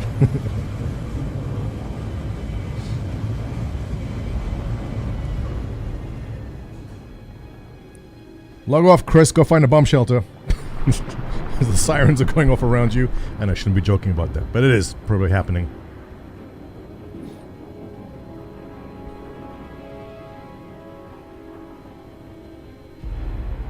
I'm looking at the artwork. There's so many assets and things in the game which we have not seen yet. But this obviously a large asteroid, and I'm looking at the details, the lighting, and the nebula around it, compared to what we see in the game right now, It's holding up okay. Not horrible for 5 years ago.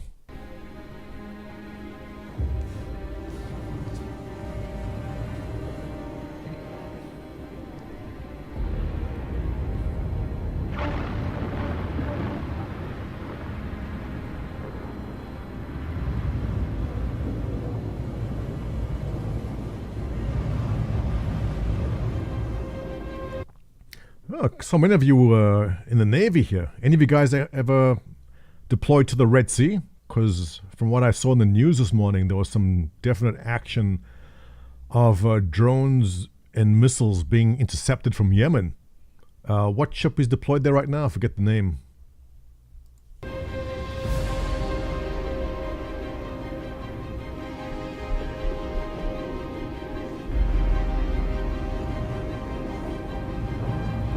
Can't imagine the Red Sea is a good place for deployment. I mean, you closed off on both sides, or it's pinched off on one side. Dangerous area.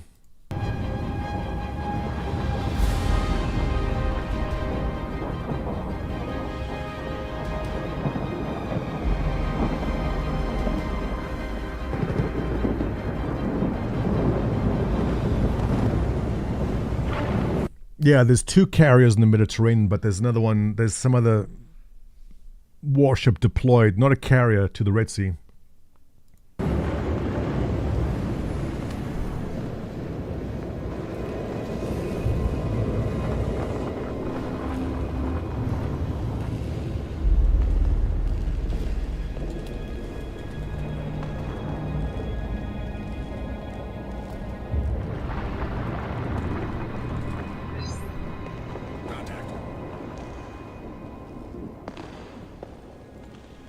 A Department of Defense spokesperson says a Navy...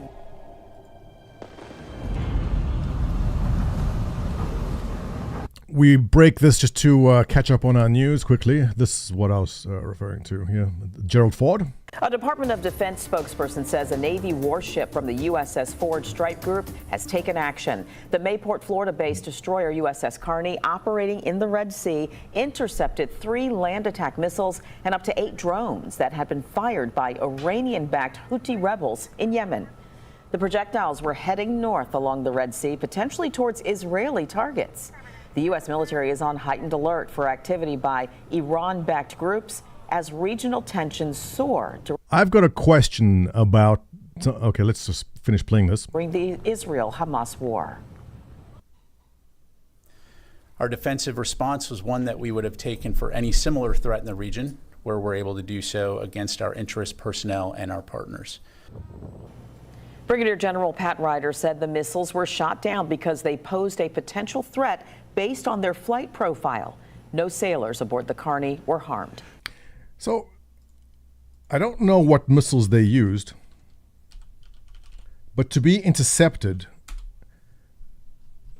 means they were flying on a trajectory which was a threat to Israeli targets. So if you don't know the region, here's Yemen, and now they launched something from here on a trajectory to Israel. So either they're flying over Saudi Arabia. I don't know if Saudi Arabia would simply allow that, but I'm guessing maybe I had to go over the ocean. From here to here is what? 1,200 kilometers? It's far. I don't know how do I measure this. It's not close. What speed are these projectiles traveling at? 600 miles an hour? 1,000? This is a long... Drones? They said they intercepted drones. A drone is not doing pretty much high speeds. At minimum, an hour or 2 hours for a drone to travel this distance. What exactly they think... like, you go sit back and for 2 hours and the drone's like flying slowly. Yeah, for sure anything sitting here is going to intercept that. But I'm not sure how they are launching from Yemen. Because does Saudi Arabia sit back and just let this fly? I know we're departing from our gaming, guys, but this is important stuff. Saudi Arabia would not allow it. Absolutely not. So are they flying drones or missiles over the Red Sea? Which is where these guys are intercepting it from. But I don't see how the hell they're flying a drone for an hour or 2 hours over the Red Sea expecting to hit something in Israel. And also, what the hell? Stop shooting from here. It's enough. Israel has enough trouble from everything in the area. Now it's Yemen on top of that. And look, Yemen's in bad shape itself. What the Saudis have done in Yemen also, and I mean, how many drone strikes, U.S. drone strikes, have there been in Yemen over the years also? And so, what a horrible situation for what is, and what was definitely a very beautiful and fascinating area of the world. But yeah, I don't see the logistics of a drone from Yemen to Israel. That's quite some distance to fly. They could have launched from a ship. I don't think they have ships, Athy. Anyone want to check on the Navy capability of Yemen? I think it's a rubber dinghy.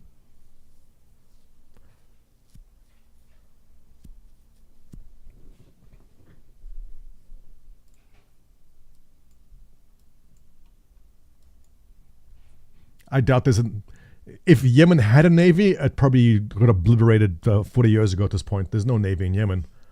But intercepting drones from Yemen heading to Israel, that's new. Also very bad. This region is such a mess. Never mind Syria. There's people complaining and going, oh, Palestinians, pro-Palestinians, which definitely they do need all the support. The civilians in Gaza definitely need all the help they can get. But do you know how many Palestinians were killed in Syria over the past couple of years, the civil war there? The poor Palestinians are screwed in every single country around here. Jordan, Lebanon, Egypt doesn't want them. It's a terrible situation. We'll talk more about this next week after SitzonCon is done. But it's a fascinating region, and obviously this is troubling news that Iranian-backed rebels from Yemen are launching stuff. Terrible. Back to gaming.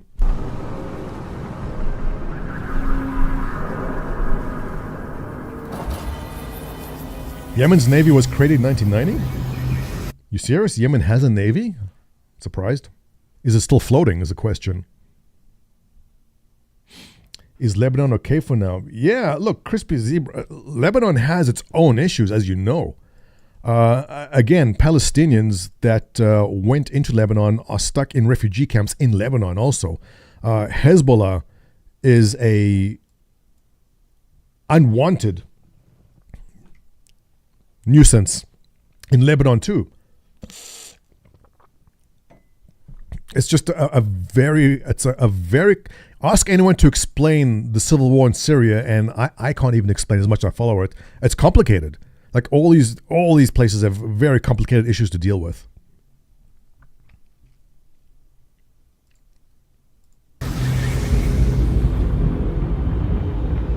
Navy pilots, this is Captain Donna. Iranian-backed Houthi rebels using North Korean weapons. What?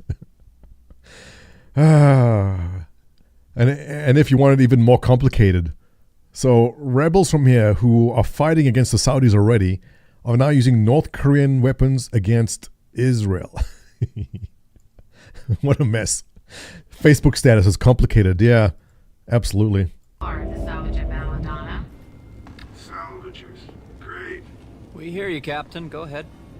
Pursuant of the UAE's salvage rights laws, I am hereby informing you that we found this wreck in good faith. Survivors were searched for and none found. All bodies recovered will be properly... That's great, Captain. But all we need to know is if you picked up any signs of a second Starfarer in the debris. Okay, but I just want to make it 100% clear that this is legitimate salvage. I know what it means when officials come around. All of a sudden, clearing a wreck becomes stealing evidence and...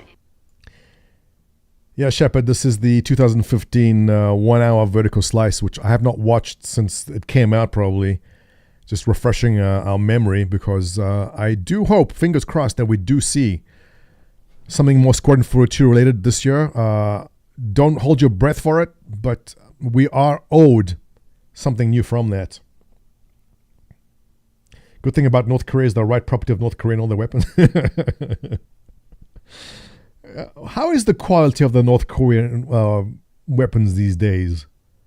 I can't imagine it's holding up too well. And there's a whole thing about, did Russia get a whole bunch of weapons from North Korea recently?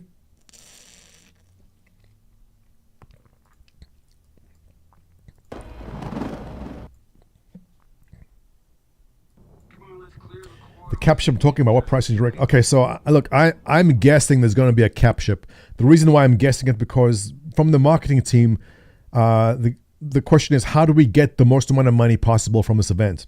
And selling another fighter ship, well, they did the F-8. I mean, they sold $4.5 million of the F-8 Lightning.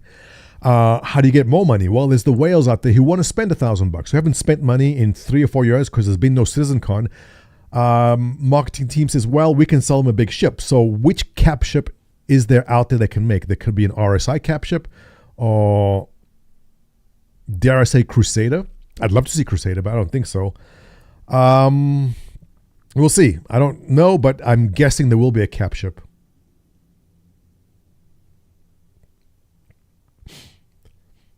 Definitely, yes, Apo. Free Palestine, but you got to free Palestine from Hamas. And that's the challenge.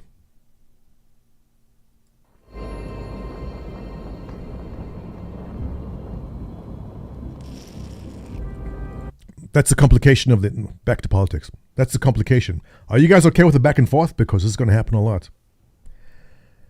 A lot of people don't understand the conflict in the Middle East. Too many people have stumbled across it right now for the first time and thinking, oh, I watched a YouTube video and now I'm up to speed it. But it's not that simple. There has not been free elections in Gaza since Hamas took power. When Hamas came in, they went and killed Fatah, which is the opposing party. So when you come into power and you kill the opposing party, it kind of throws a wrench in the ability for democracy to exist. So the poor Palestinian people don't have a choice about who is their government. And while they are considered freedom fighters and fighting for the freedom, the way they go about it could possibly be different. But you as a Palestinian have no choice in how that can happen. So free Palestine, yes, but how? Through what? By wiping out Israel? Because that's not a solution. And it's difficult when you can't negotiate.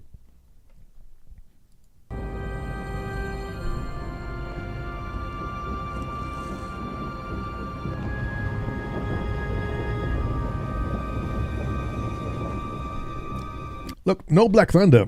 I don't know if Chris is still in here. He lives in Israel.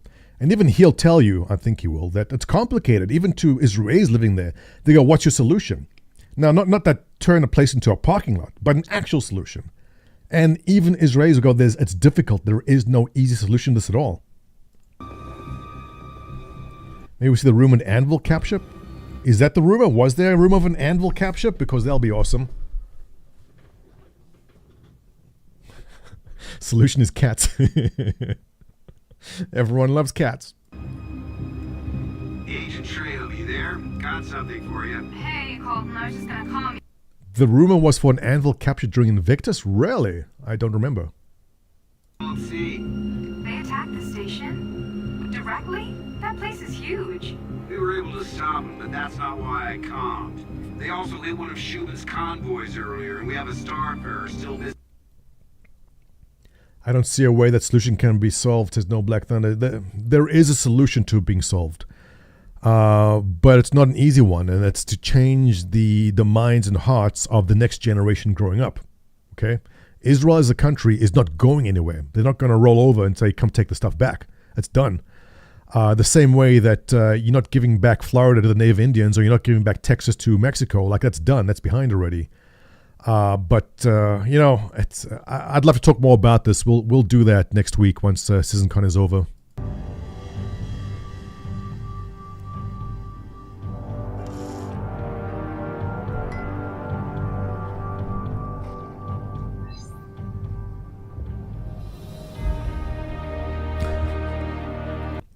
Yeah, Putin and I probably disagree on a lot of stuff.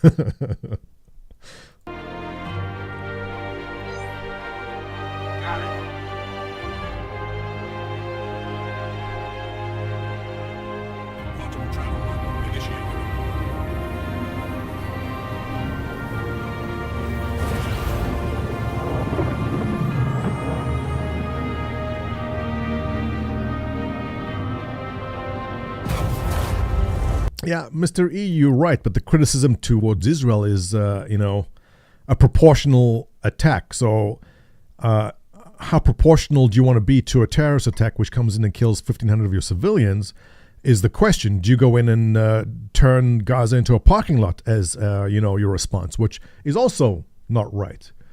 But, that is a topic for, I guess, debate.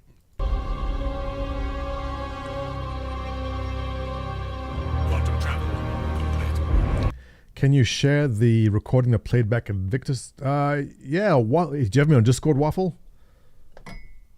If it doesn't let you post it in here.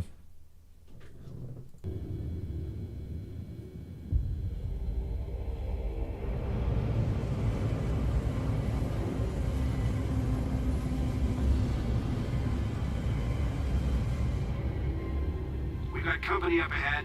Run a scan. Got a fix. Yeah, I mean, after 9/11, everyone was pissed. And the U.S. goes in and demolishes two countries. Not a proportional response. But the thing is, you cannot give a proportional response to terrorism. It's not that Israel will now wait for there to be a music festival in Gaza, and when there's a rave in Gaza, they'll go in and mow down 200 Palestinian partygoers. That's not how war works.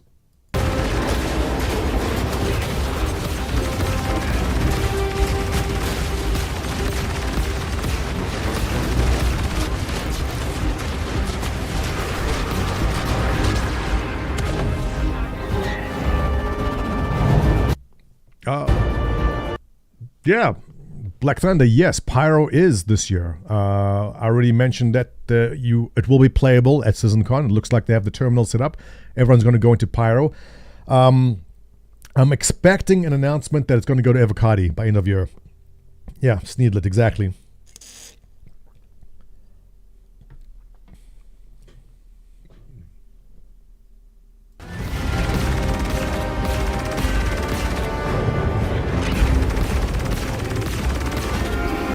Yeah, Athy, they've set up there's a whole bunch of PCs. They have like about 90 PCs. Everyone's going to sit down and get a chance to, I'm assuming, log into some Pyro, maybe do a mission of some sort. But it definitely looks like that will be there. It's not running on any kind of PTU or anything. I think it's their own private little build, not connected to any of the PU stuff we have. Yeah, like Theaters of War, exactly. Danger Hobo, you back.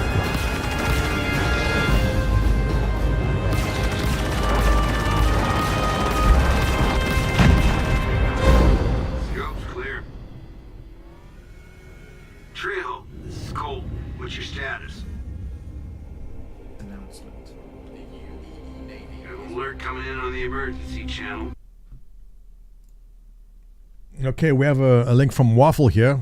Waffle, I'm assuming it's not something bad because I'm going to play it right away. Fingers crossed. Let's go. And this is coming from Jail, and it's a short asking Anvil capital ship teased at Invictus. Let's see what you got. Hi, it's Jail, and if you're attending Invictus today for the Anvil show, you might just hear this announcement. The UEE Navy is proud to announce that Anvil Aerospace has been invited to a joint engineering research facility that will be opening on MacArthur in the new year. Together, naval and Anvil engineers and scientists are looking to develop the next generation of ship. So MacArthur is the HQ of the UEE Navy. It's also where they manufacture the Bengal and the Retribution. So this has got people thinking that it's probably going to be the long-awaited Anvil capital ship. We still have two supposedly flyable capital ships announced in pledge goals that we haven't seen. That's the battle cruiser and the cruiser. And also Anvil is said to produce ships like the Osprey and the Devastator, which we haven't heard anything about, and could just remain on paper lore ships. Either way, it looks like maybe in the new year we might start hearing about an upcoming Anvil capital ship. And if you're attending Invictus, let me just go through this again. The UAE Navy is proud to announce Anvil Aerospace is invited to a joint engineering research facility to open on MacArthur in the new year. Together, naval. You know what? You might be right. You might be right. In the new year, meaning now, naval and Anvil engineers and scientists are looking to develop next generation of ship technology, which you can own for the low cost of $1,500. Warbon, buy today. Yeah, could be. I think this could be a teaser. You're correct. I'll take it. Agent Trejo, this is Colton. You copy?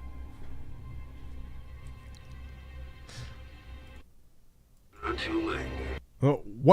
What would you pay for an Anvil cap ship? I mean, are we talking Idris sized? What would an Anvil cap ship on the size of an Idris go for? It's over 1,000. If he's right, how many space? He can have all the space bucks he wants.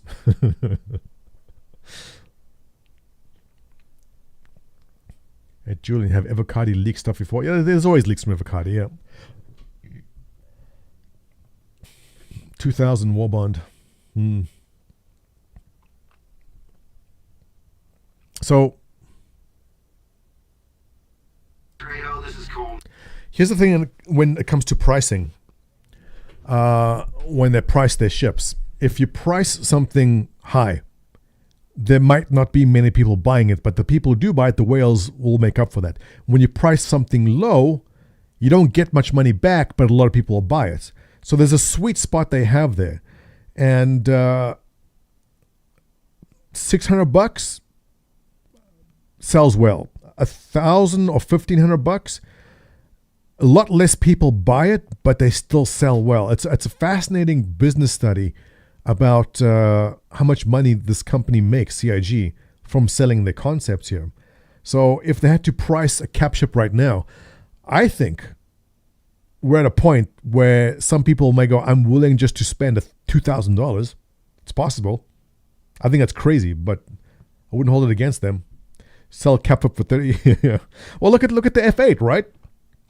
They put up for sale for, was it 280? How much was the F8 Lightning now? 280?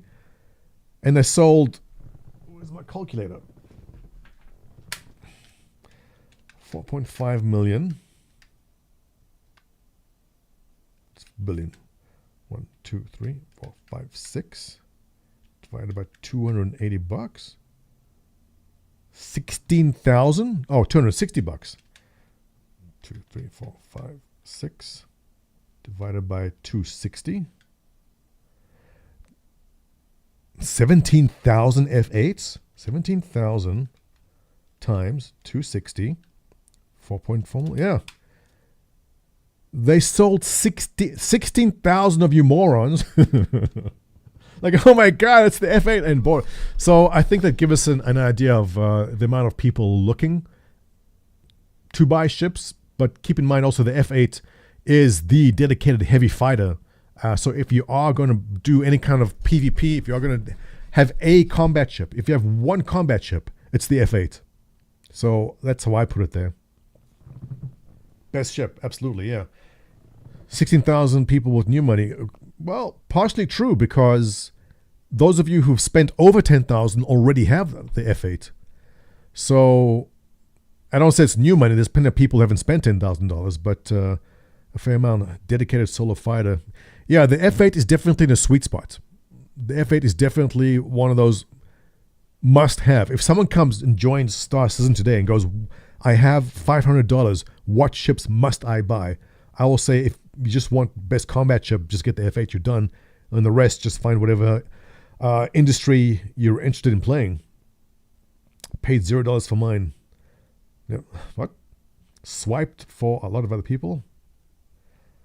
More interested in the A1. Yeah, but also Mr. E makes a point there. Not everyone is into combat. And PvP is not my focus personally. Well, not PvP 1v1 type PvP, which I suck at. But I must have the F8 until it gets nerfed. Exactly. Oh, thank you, Matthew. If anyone wants a golden ticket, Matthew Walters there has golden tickets, which allow you to buy if you want the permission to spend money. Come back. Trejo, this is Colton. Come back. Let's take a look around. Scan the area.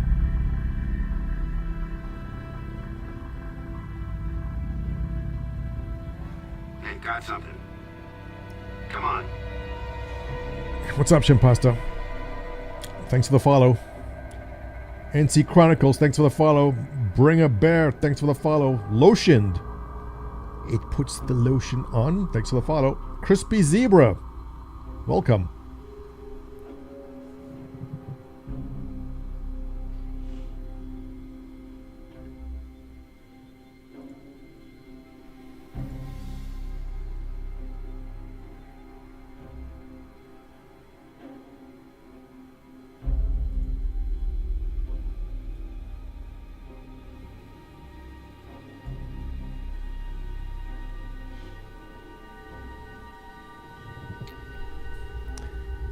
If there was a time to get back into Star Citizen, this would be it. In fact, I wish I would just discover Star Citizen right now.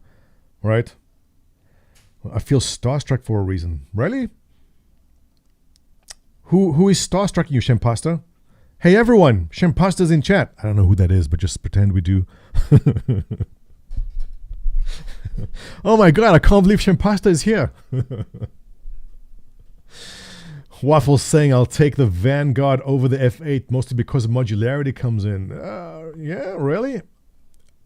Confession time. I haven't flown the Vanguard in about 3 years. What a rabbit hole David right now. Yeah, but you know, Julian, here's my issue. Oh, look at that. This is cool.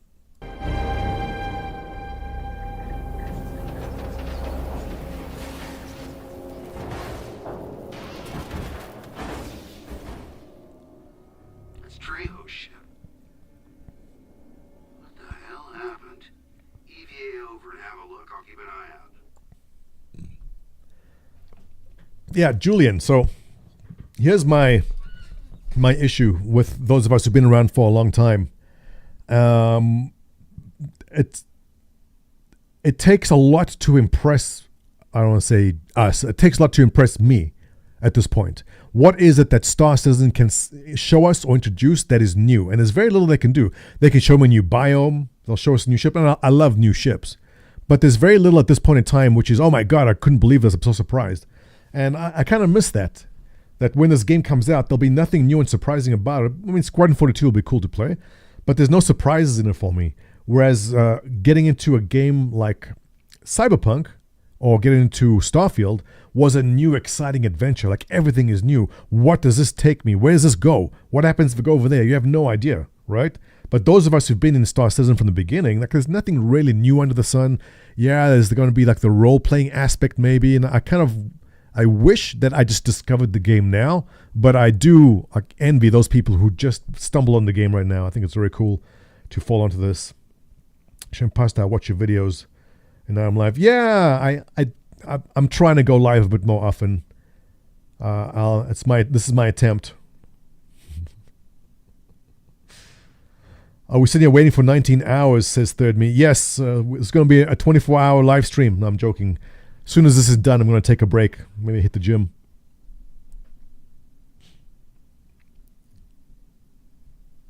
The base. Did she leave anything that might help us? Well, let me check.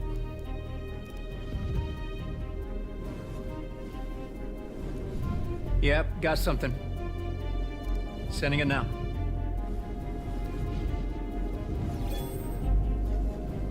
Got it. Head on back to your ship, kid. I'll take a look at what's on these files.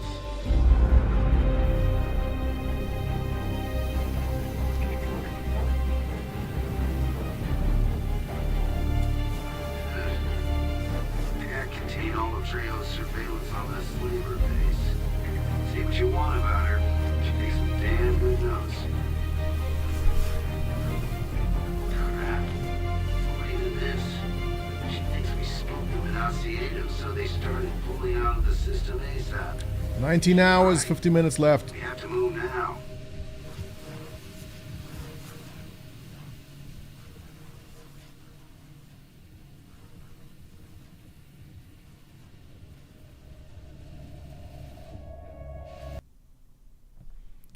Jax will be back next. Yes, the ongoing adventure.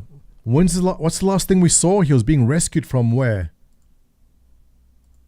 What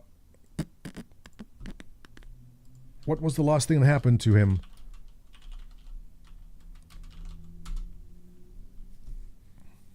Was it a year ago?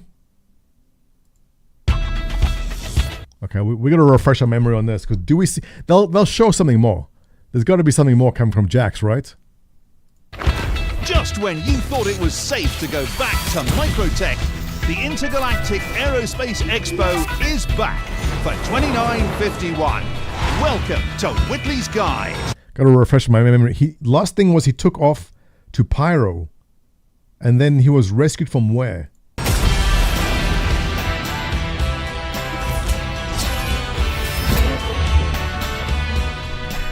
That frosty air can only mean we're back in your favourite winter wonderland, Microtech. We're currently gearing up to head to the Tobin Expo Centre in cooler than cool New Babbage and seizing the opportunity to put this Anvil Spartan 22 cigarettes, thanks for the follow. Through its proverbial paces. The team designed this not-so-little beauty specifically to transport the most precious cargo of all, your friend. Danger hobo, you're bad. Cyberpunk is full of gay, lesbian, trans, and socialist philosophy. How can we keep Star Citizen from transing the kids?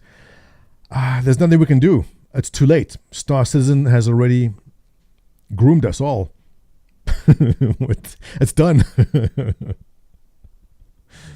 Family, favourite heavily armed mercenary outfit, etc. So if you're looking to get a load of folks from point A to point B and keep them all in one piece, then the Spartan was seemingly designed just for you. This isn't the video I'm looking for, is it? But this is Whitley's Guide, so we aren't just going to take Anvil's word for it. Plus, hey Marty, how are you? I needed some personnel to... Looking good, Merrill, to transport for this segment. And there's nothing my good to see you, Terry, executives here like more than not paying extras. Everybody in? Off we go. Okay. The one where he goes to Pyro's after this?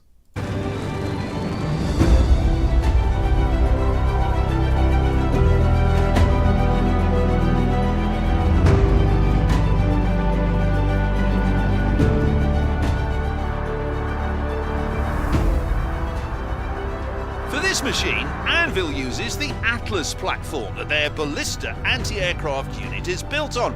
So they obviously aren't taking personnel transport lightly, so to speak. But I want to find out just how heavy this metal really is. And since this rig's low profile keeps us safe from those anti-aircraft turrets, Jimmy here We're is about to looking make... for the one where he goes off to Pyro. Was it you? Behold, the mighty Aegis Redeemer. No. The once and future next great starship is bristling with... Was it you?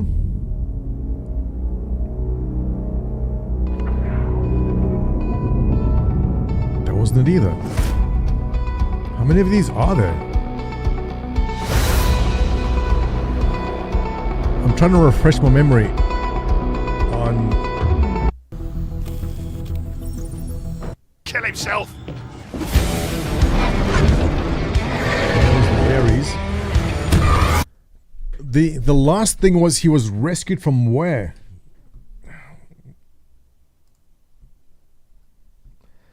Waffle, thank you. Okay, all right. Waffle's got this. Here we go. Liberty, ingenuity, Is it? Yeah, thanks. quality. These ideals connect each and every one of us across this vast empire of stars. As such, I want you all to meet the 2952 Cutter from Drake Interplanetary. Oh yeah.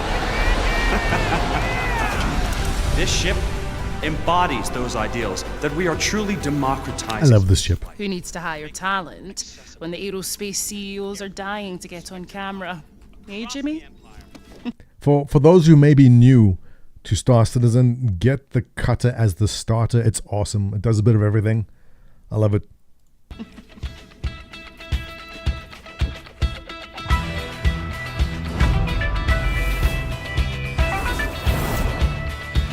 It's all about the hard-working people of the UEE. That's why we're excited to sponsor. Cutter Scout, I'm guessing will be sold tomorrow. It's in the game, we know that. The Intergalactic Aerospace Expo 2952. See you in Stanton. Now, Little Boots event tomorrow. I think there might be Boss Citizen tonight, but official streams from CIG's tomorrow.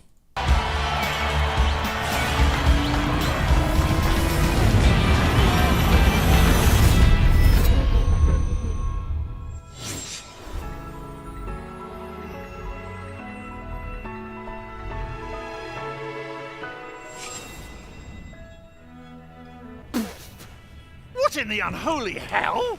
They think I'm dead? Unbelievable! That was funny.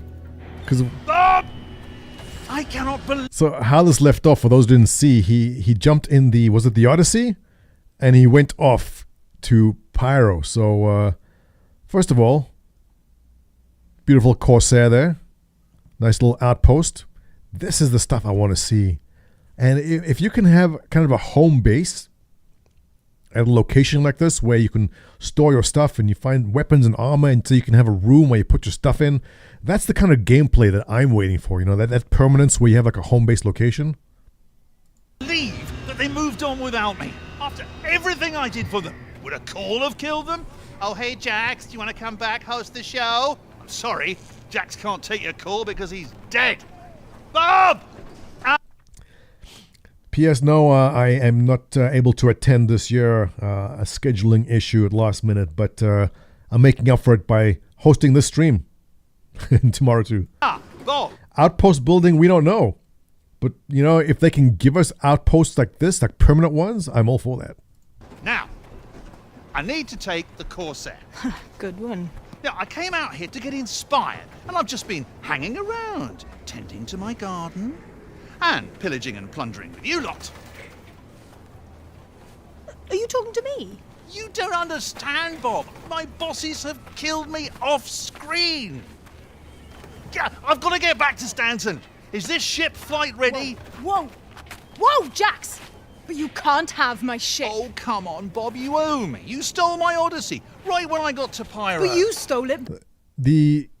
Well, we were just watching the Squadron 42 vertical slice 5 years ago, but look at the facial animations and the textures now compared to what we had before, right?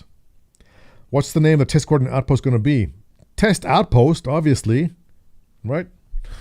Whatever it is, just put the name Test in front of it, and there you go. Easy naming standards. Can't go wrong. Back. And crashed it. And crashed it. Well, fair point. Test Did the boys already chop that new Drake cutter? No, I told you I'm keeping that one. Yeah, Adrian, her name's Bob. You got a problem with that? We're very accepting here, okay? Kinda like it. Handle's nice. Bob! Please! No. What is... I mean, it could be Roberta and Bob for short. That works. It's just sitting there.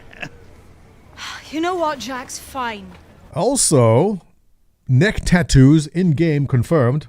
If it'll keep you out of trouble for a while, you can borrow the cutter. Thank you, Bob. I said borrow. Thanks, Bob. Jax! Bye! Don't fly angry! Right. Are we on? Ah, okay, right. Jax McCleary here. Obviously, I'm not dead. Just thought you should know. Looks like we're going back to Stanton. Here we go! Okay. That's pretty much my experience when I log into a new patch and I realize my HOTAS is not set up. I'm like, yeah, and take off, and I push my throttle up and and my throttle's not working. Throttle's over here. Interesting. That does. Athy saying would love hairstyles that are more feminine. Oh my god, Athy. All right, listen, we're very open and friendly community, all right? And we don't discriminate because of hairstyles. Your attitude is not welcome, all right? But the serious answer for more feminine hairstyles is I don't think they have their hair physics down. You'll notice a lot of the female characters either have their hair tied back or have Bob's hairstyle over here, because it's just you don't have to worry about the fluid dynamics calculations of making hair fall and move in certain ways. So hair physics are definitely a difficult thing. I mean, goddamn, look at Starfield hair physics, which are atrocious, but you got to make it work. Cyberpunk hairstyles are pretty good, but definitely hairstyles are a challenging issue. Make a little bit more sense. Okay, here we go.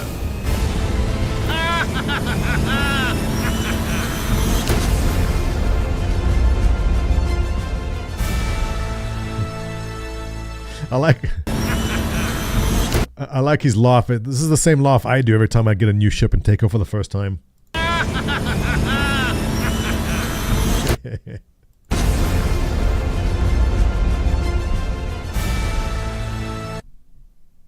Alright, so we see him taking off, and the next episode of that is... Let's see... IAE Part 1, and then Part 2. Is it on? Here it goes. I don't know. Yeah, guys! It was right where he said it was! And to think, we tracked your little Drake ship here to kill you! Well, guys, I do know my way around an 890, and since your hideout's a derelict Origin super yacht, I may as well take advantage, so... Come on, Jax! Stay for a treat! It's kind of you, really. It is kind, but I've got to get back to Stanton, so I'll just say bye-bye. We'd love to have you for dinner. What did I say?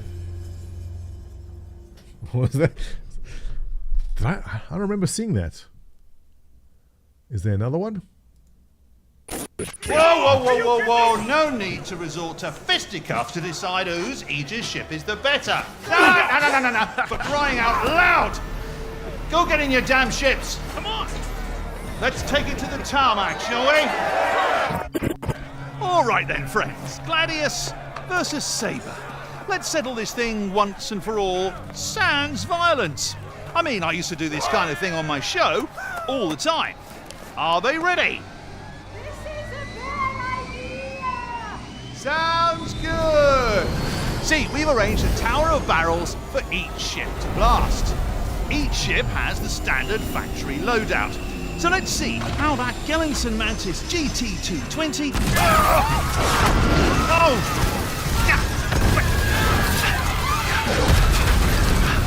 I think maybe we should get out of here. Never flip the cutter. Oh, there it is! Oh, these are awesome. I've forgotten about these. It finally happened. I got hit with one of those famous Pyro solo. Okay, I believe this was the last one. So if we do see a continuation, which I do expect to see something happen tomorrow, this is where it's going to go off from. Flares, and the cutter has frankly, well, not been herself. But one that's left is a Valiant Saber Gang. by good fortune of the Banu god of backwaters, I found this marketplace. Ah, my good man. Do you happen to have a power coupling for a... Ooh. Are those Vandal parts? Now, tell me, are those Esperia replicas, or, are they the real deal? You like to walk on the wild side, man? I can dig it. I can assure you, these parts... Whoa. Are you recording this, man? Oh, no, it's not what you think. Whoa, not cool, man. Whoa, not cool. It was like Cheech and Chong in space. Well... But this actually ties in with what we were talking about earlier, is going on exploration missions and finding things which are rare and important. So finding like legit Vandal parts, that's kind of a cool reason to go exploring. But I'm super cool. It's okay, I'm cool. No, it's all wrong. The RSI Galaxy prototype didn't show, and now the piece is a mess. Well, figure out how to punch this up while I go prep the Anvil segment. Oh, come on, Jimmy, you're supposed to be good at this.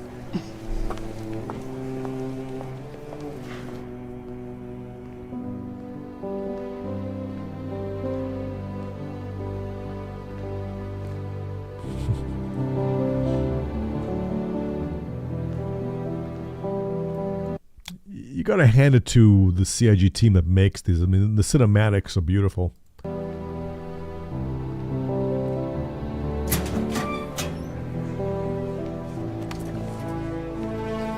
The IAE is not SitzonCon. Yeah, but they can't leave us hanging. We gotta know what's happening. Pick yourself up, mate. No time to feel sorry for you. Hello? Oh my god! Oh my god, this one is crazy! He's poking him with this. Still alive! Oh, there's one of those new Anvil C8R ambulance snubs I've heard about. Oh, hey, Jimmy. Hey. Well, you've been watching these videos, right? Well, this one's crazy. Seriously? Oh, it's great stuff. Jax has been beaming it from Pyro. What? Well, we'll have you back out there, patched up and saving lives as soon as we possibly can. If I can work out how to use this built-in medbed. Jimmy? Okay, it's all coming back to me now. And you said there's 8 of them? Now, a local homesteader has kindly... You see those SAR terrapins? No, I did not see them. What? In the... What? The previous video? They're replacing their hair cards, strand physics. They told us they're replacing their hair cards with strand physics. Really? Okay, Waffles is saying... No, it's all wrong. Well, the RSI Galaxy Do you have a timestamp prototype for that? didn't show, and now the piece is a mess. Well, figure In- out how to... in Pyro? Alive! Oh, there's one of those new Those terrapins there? Anvil C8R ambulance snubs I've Well, we don't know if they're search or rescue. heard about. But they are flying around. Possible. I mean, everyone is asking for the one ship which does need a variant is definitely the Terrapin. I mean, it's a cool looking ship with just one feature for the scanning stuff, right? But Valkyries? No, those aren't Valkyries, are they? I don't own a Terrapin, so I'm not good at the profile of it. But that there's not a Valkyrie, is it? Looks normal? Yeah. No, there's no saying this is a search and rescue one, but we can't tell. I mean, that might be a custom paint job, but if they do make search and rescue Terrapins, awesome. The Apollo, yeah. Engine parts look Terrapin, yeah. Snubs I've heard about. But good point. Oh, hey, Jimmy. Now, a local homesteader has kindly agreed to provide me with the parts I need for the cutter on the condition that I figure out what's wrong with his mole. Now, in my experience, these Argo beasts rarely break down, so it's anybody's guess what the issue is. Okay, let's see what we can see. Pretty good. Okay. All right. Okay. When are we getting facial hair? I think at the same time they fixed the other hairstyles too. Mole. Thank you, Athy, yes. A mole. I mean, every time I'm in the game and I see a mole, I go, a mole.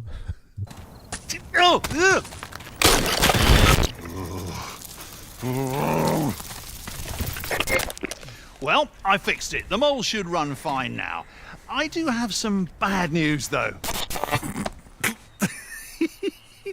You got crabs. Space crabs. And... Come on.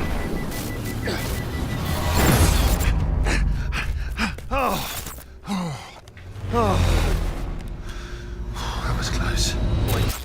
So, I kind of crashed my cutter. Well, Bob's cutter. Don't tell Bob. Right into a racer and their trusty Cyclone RC. Yeah. Well, fortunately, the rest of the competitors here agreed not to murder me if I took the incapacitated racer's place in the upcoming heat. Let's see if I can beat my time on the tumbrel test track. Here we go! Woo-hoo!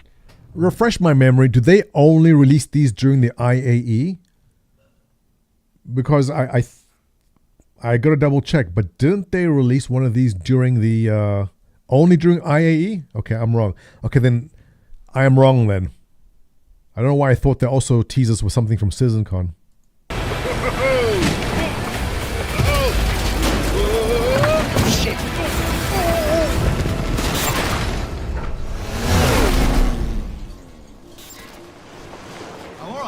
I'm alright. Okay, nobody cares. And this should be the final one. So, with my cutter out of commission, I've stowed away in the extra-large hold of this MISC Freelancer Max. I should be through the Stanton jump point, and I've landed at a nearby rest stop. Ready? Freedom! No! No, no, no, no, no, no. No. No, I mean, this cannot be happening to me. Hey, you, where are you, man? Ruin Station. You mean I'm still in Pyro? So we may be seeing Ruin Station. Actually, that's a good thing to scroll back to. If we do get to try Pyro, which we will, You, where are you, man? we know Ruin Station is one of the stops that we've seen multiple times. I'm still in Pyro? Happening? No, I mean, this cannot be happening. And it looks to be an interesting environment they're in. Are they in some kind of gas? Where is it? Is it an asteroid? Where is Ruin Station supposed to be? No. No, I mean, this cannot be happening to me. Hey, Camera's too shaky to figure it out. There's more? Station. You mean I'm still in Pyro? Oh, yeah, part 9. So, folks, Ruin Station is about Oh, yeah, okay. This is the final one. Creepy. All right, so on our adventures with the IA friendly race bites. Okay, yeah, this is the one with the firefight, right? And Jimmy? Yeah. Maybe we can find a ship Yeah, to here we stow go. away on, and whoa, what is this? A new ship for RSI. Whoa. Oh, that was the RSI Galaxy tease. You want how much for this thing? It's a damn prototype. Yeah, exactly. Ain't nobody else got one. What, you throw a brand new coat of paint on this, and you'll be good. And the red's, my friend, squeaky clean. What the hell is that? Is some kind of ambush or something? Oh, this is no ambush, right? That will be a rodent or something. Rodent? This place You is... think I'm stupid? No, you're smart. Very smart. This is a smart deal. Tell your man to stand down, or I'm gonna blow your goddamn head off! Hi there. Just looking for the bar. I think that's Jax McCleary. How you doing? Boys, we've been hacked! Kill him!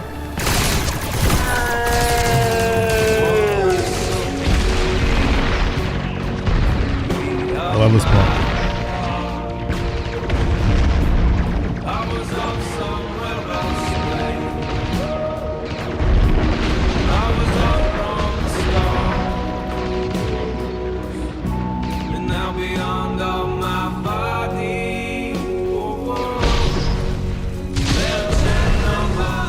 Any last words, McCleary? Jimmy!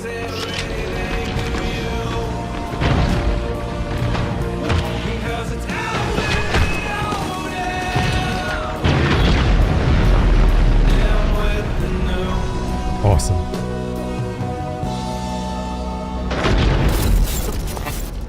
And that's how we left off. All right, so now our memories are refreshed. But yeah, I take it back. So we're not going to get more. Oh, wait, part 10. What? I'm wrong. Hey, did you see the last transmission? Oh, damn, Has there's anyone more. seen Jimmy? Where's Jimmy? It was wild. I thought Jax was done for. Is that McCleary? I'll tell you what, Jimmy. If you That's hadn't right. shown up when you did, I would have been dead. But if Bob and the crew hadn't swooped in, we'd both be ink spots on the ruined station pavement. I owe both of you big time. Don't mention it. Now strap in, boys. It's a long way to the jump point. We need to get a crew out there. Like an Apollo rescue team? Or... No, a camera crew. Ah, yeah, I don't you're remember right. seeing this. This is just the format change we need. Plenty of time, Jim, for you and I to riff on ideas for next season, huh? And we could hit a couple of my favourite Pyro haunts on the way back. I could show you around, introduce you to some of the locals. Yeah, I still can't believe you managed to Okay, find no, I do tracking recall my this. transmissions. Whoa, crap! Not again!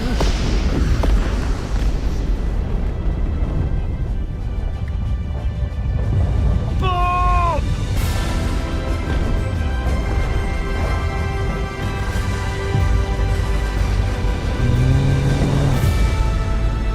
Okay, so refresh my memory. What was supposed to be happening? They got pulled out of quantum and they landed where? I don't recall. So that is it. So Jax returned 2953. Okay, I'm up to speed. Now I'm curious to know what happens. They're still in Pyro, right? Was there an area in Pyro where there was an area? I'm trying to remember the name. There was some kind of no-fly area in Pyro. And it seems they flew into it. And we're going to Pyro. Yeah, hey. Waffles is right. Maybe we fly into Pyro when we find evidence of Jax. This all ties in. In reality, Jimmy is a child Van Duel. Damn, that'll be a twist. That'll be a good twist, Adrian. You're right. See, his helmet comes off, and it's like a Van Duel mask underneath. Where the fire rats hunt. Yeah? Between Ruin Station and the Jump Gate. Oh, okay. Okay, I feel I'm up to speed now. It's a good thing we went through that, because I forgot all of that. Going back to Squadron 42 stuff from 5 years ago now looks old and dated now, right?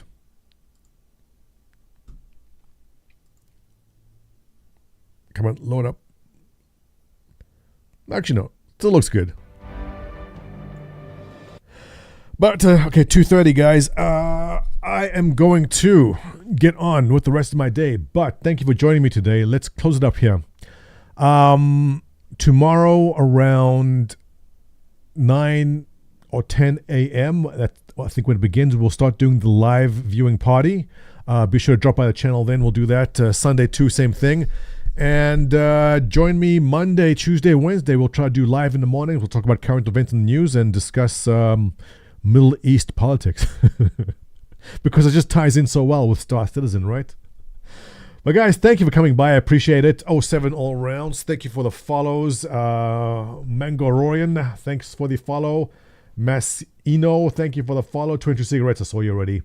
Who else did I miss anyone else? That's it. So, yeah, those of you who are in LA and are going, enjoy SitzonCon, have a great time. It does look pretty good. It's going to be good. And we'll sit and discuss what new concept ship is coming out and how expensive it is. But I'll be back here tomorrow morning around 10. We'll start up again, and we'll go through Saturday and Sunday. So with that, guys, wrap it up. Thank you very much for dropping in, and I believe I'm supposed to be hosting someone at this point. So let's go to... And they keep shouting at me each time I log off and don't host. Let's see. Speed off. Wait, my keybites are kind of weak.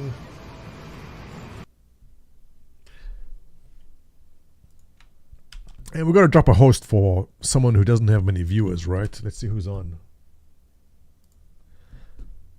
Cutlet's pretty busy already. Let's see. Nebel? LB Polly? Wow, I haven't checked. I don't even know who these people are. There was a time where I knew all the streamers. Pat Barat? No. What's that? I think that's supposed to be a spoiler. I won't look at that.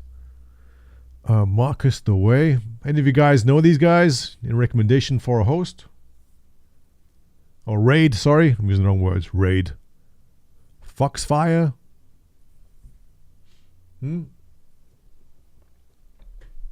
Yeah, take care, Malkiri. Nice seeing you. Squirrel, take care. Adrian, later. Lando. Cobra TV. Yeah? Where is he?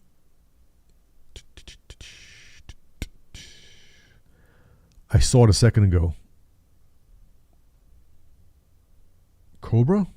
Is he on right? Oh, this one? Yep, okay. Guys, I'm going to toss you over to Raid Cobra TV. Send my regards, and I'll see you guys tomorrow morning. Thank you for joining me. It was a pleasure. And /Raid Cobra TV _SC, like that. And you're off.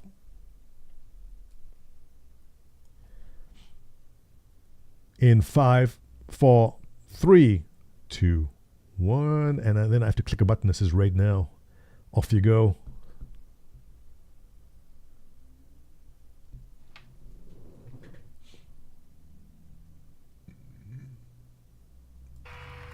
Free channel.